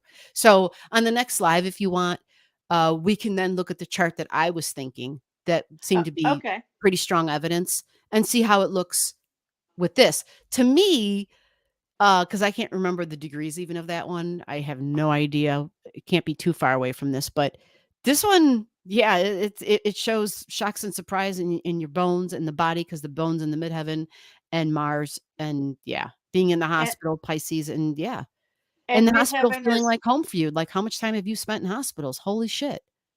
midheaven is a public thing, and my fall is very public. Oh, that is so true. That is so Yeah. true. And I was like, And it involved something that man created, technology, the bus. right. Yep. And wherever you're on, isn't Taurus like food? Yeah, grocery store, absolutely. Mercury and Uranus were together, going for the food, to the store, to the shop, in the local neighborhood. Yeah. Exactly. Yeah. Yeah, so it tells the story. Yeah, like I said, I think it's I think it's pretty strong. Yeah. Sometimes it just takes a little bit of digging to go a little bit deeper and to pay attention to those house cusp lines and to go through all the keywords, like you said.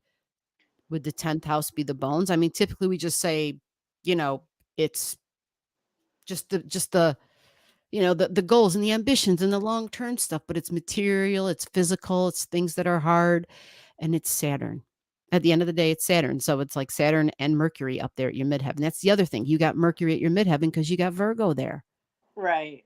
And that can also be the transportation factor, which would mean you've got Uranus right there. So yeah, this means for you going forward, you would probably want to plan accordingly whenever there are, if you're thinking, oh, I need to go to the store, well, then you might want to go 2 days before or wait 2 days later or something. Make sense? Oh Because yeah. what happens is it presses the button of this strong T square that you came in with. Yeah, I'd probably It think about that activates it. even before I got on a plane. To Say tell that you the again? truth, I would think about that before I even got on a plane. To tell you the truth.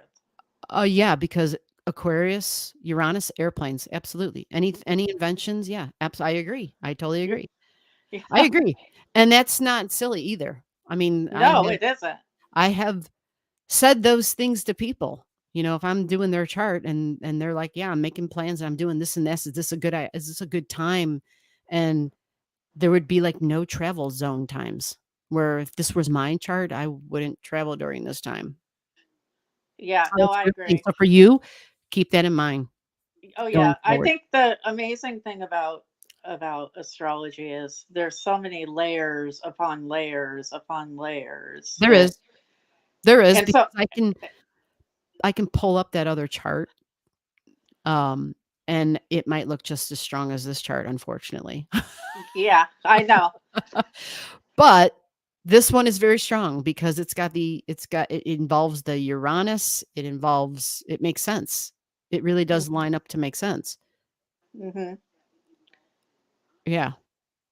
The only And thing that's that would make more sense is if Saturn had just but see, that wouldn't make sense either though, because Saturn is in Pisces at 7 right now. right. So Saturn is in your 3rd house, but it just passed over your Chiron. And that would always be that way, regardless of your Chiron's never going to change. Or I'm sorry, your Chircle. Your Chircle is never going to change. Right. Um, Saturn at 7 in your natal chart, it's another Pisces thing. But you don't have anything at the low degrees. What is your Nessa at in that chart? I'm Oh, not wait a sure. minute. Oh, shit. Hold on a minute. In this chart, okay, and I'm sure it would be in your other chart too, Saturn is squaring Nessa now. Transiting Saturn in the sky, I'm sorry, Saturn would be like right here. Let me blow this up for you so you can see this. So we're going to say Saturn is coming from here and it's squaring your Nessa. Your Nessa's at 8. And Ah, see, it's Gemini, so it's your local neighborhood, your community, right. but it's also some digital online stuff too because it's communications and talking. But you have Saturn squaring the Nessa energy that way, Uh, and nothing in Virgo, and nothing in Sag at 8. So that's just the Saturn square. But anytime I think of bones, I'm always like, okay, it's Saturn's involved somehow. But yeah, and that's what I thought too. And the only other thing that I could think of maybe was that Pluto is quincunxing my sun right now. yeah, that's a real thing. Yeah, Yeah, and absolutely. and so Pluto quincunxing your sun. Yeah, in Uranus, so it's like you said and Uranus. no, it's in Uranus. Uranus, No, or it's not in Uranus. It's in It's in Uranus. Aquarius. Sorry. But I was thinking Uranus. No, it's okay. It's okay. I I had was to throw like, a joke in there. I've had a bad day. It's okay. I just had to have a little bit of fun. Yeah. All right. Thank you so much. I want you Hey, to thank take you. care, to rest up, to get your, oh my God, where did she go? Hold on. Don't go away. That I'm was too here. fast. I didn't mean to like close you out and just like, yeah, disappear. Yeah, get your rest, get you some cannabis. Go get you Oh, some I edibles plan to. and do what you need to do so that you can, you said you like to escape. Well, the universe just handed you an official, like it just wrote you an order. Go relax, go I got a disappear. ticket. You were given, yeah, you were just like given a command of this is your time to chill, to veg. I mean, because what can you do? Like you said, you can't walk. You've Yeah, got, unless you got one of those little mini scooters where you can just get on that scooter and go. I'm thinking about trying to find one Okay. actually. Well, I mean, But especially if it's nice. What's the weather for you guys right now? uh it I mean, in it's all general, like, is it nice? Is it like weather where you wanna be outside? it's alternating between rain, overcast, and then the sun pops through. We call those sucker holes. Sucker holes? Yeah, when it's raining and then all of a sudden we get a little bit of sunshine. Okay. Yeah, we call them sucker holes because it's like makes us think that the sun's going to come out. And then it goes away, and then you got suckered, Yeah. and then the clouds and the rain come back. Okay, now Yep. I got it. Now you've heard a new Southeast Yeah, Alaska another term. another term, I never heard of that one. Okay, a sucker hole. Good thing you clarified what that meant. Yeah. It can go a lot of Yeah. ways. Oh my Well, god. I'll give an update next week, and if I'm in Yeah, the line, absolutely, bring absolutely. up Give that. an update for sure. Yeah, if I'm in the line, then bring up that other chart, and Yeah, yeah, yeah, so we can test it and see how it looks. Right, right, right. yeah. That would be a good way to see. But yeah, thank you for hanging in there and for Hey, tuning in while you were in the ER. I Holy couldn't believe shit. I had to laugh at myself. I'm like sitting there watching you and putting the guy on Well, hold, hopefully it and I'm helped in like, some way. and I'm like, all I could think of was, I got to watch Starry Night. I can't miss it. Talk about dedication. Thank you so much. You're welcome. So I'll talk to awesome. you soon. Yes, stay well. All right. Thanks. Bye-bye. Bye. All right, guys. That's it. It is 12:06. We're ending the Starry Night Live. Donna, I see you were here. I missed you, Donna. Oh my gosh, we didn't get to chit chat. Oh, I see Donna's been throwing in a lot of convos. Hopefully, you found someone to chit chat with you, Donna. Oh my God. Oh, good. Adina found you. Happy birthday next week. Yay. Donna, I see you. Oh, Donna. She's probably gone already. Gee, it's not legal in Alabama. Oh, I see that. Yeah. Anyway, not legal in Ohio. Yeah. Y'all know what I'm gonna say about that, right? I'm not saying anything else though. Oh my God. I know Eily has been through some stuff and she is a trooper, and people are just saying, Eily, you are a trooper, and just hang in there. And yeah, you got a cape under that outfit, girl. Right? Doesn't Eily have a cape? Holy shit. If anybody's followed her story, it's just been amazing. So with that, we are ending it. And Donna, please come back. I've missed you. The Star Room misses you. We love having you here, Donna. Um, oh no, what's going on? Oh, Donna knows all about this. Oh, snap. All right, Donna, you'll have to come back and teach us next week, or lay your wisdom on us about your broken left foot again for the third time during the retro in May. I'm still hobbling around. Oh shit, Donna went through it with the Mercury retro. Oh. Whoa. Oh. Whoa. Wow. Okay. So, for those of you that if I didn't get to your chart and you wanted me to, make sure you've sent an email. It's right below the live. It's in the details. And for those of you who aren't sick and tired of my voice yet, there's a video coming up, and I think it's at 12:15. Yeah, so it's coming up in like 8 minutes or something like that. My brain is not functioning normal. 7 minutes, I don't know. Anyway, so check it out and send me an email. And we're here every Saturday night at 9 p.m. And also before I end the live, for any of you who are interested in being part of all astrology's Starry Night Live extended private lives, it's a special thing. Please let me know. Reach out, send me an email, and let me know if you want to be a part of that. I'm just trying to get some things together in those lives. Hopefully, it will be a continuous thing. We'll see how it goes. But in those private lives, it'll be stuff that we cover here, but we go deeper. Okay. And it's called private lives because it gives people an opportunity to likely be able to possibly process and talk about and just maybe learn some things where they don't feel because it's going to be truly private. It's literally, you got to have a link to get in. It won't be like this. It won't be on YouTube. Okay. So if you're interested in something like that, let me know and we'll see what we can come up with for you. All right. I am going. I have to get out of here. I got to finish some work to get that video up. I mean, it's going to come up anyway, but I still have behind the scenes crap to do. And it's a video about Pluto. It's a 2-part series.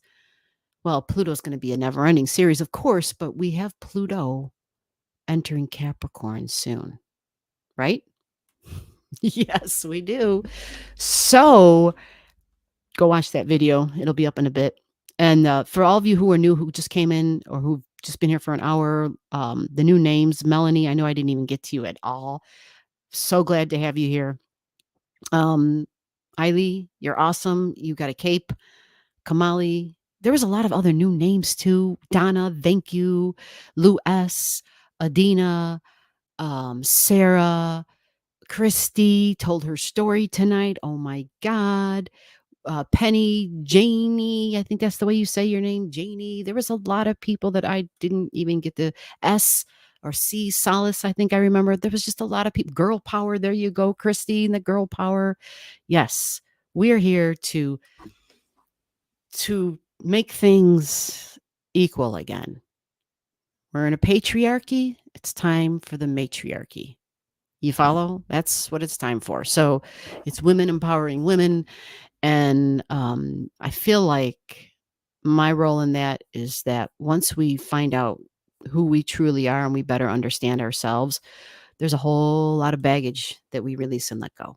And it's like all of a sudden we blossom, right? And so this is just kind of a little part of that, of trying to help that process along. All right, I'm babbling. I'm going. Thank you so much, everybody. Remember, next week, Starry Night Live at 9 p.m. every Saturday. Come and join the Star Room. Bye-bye.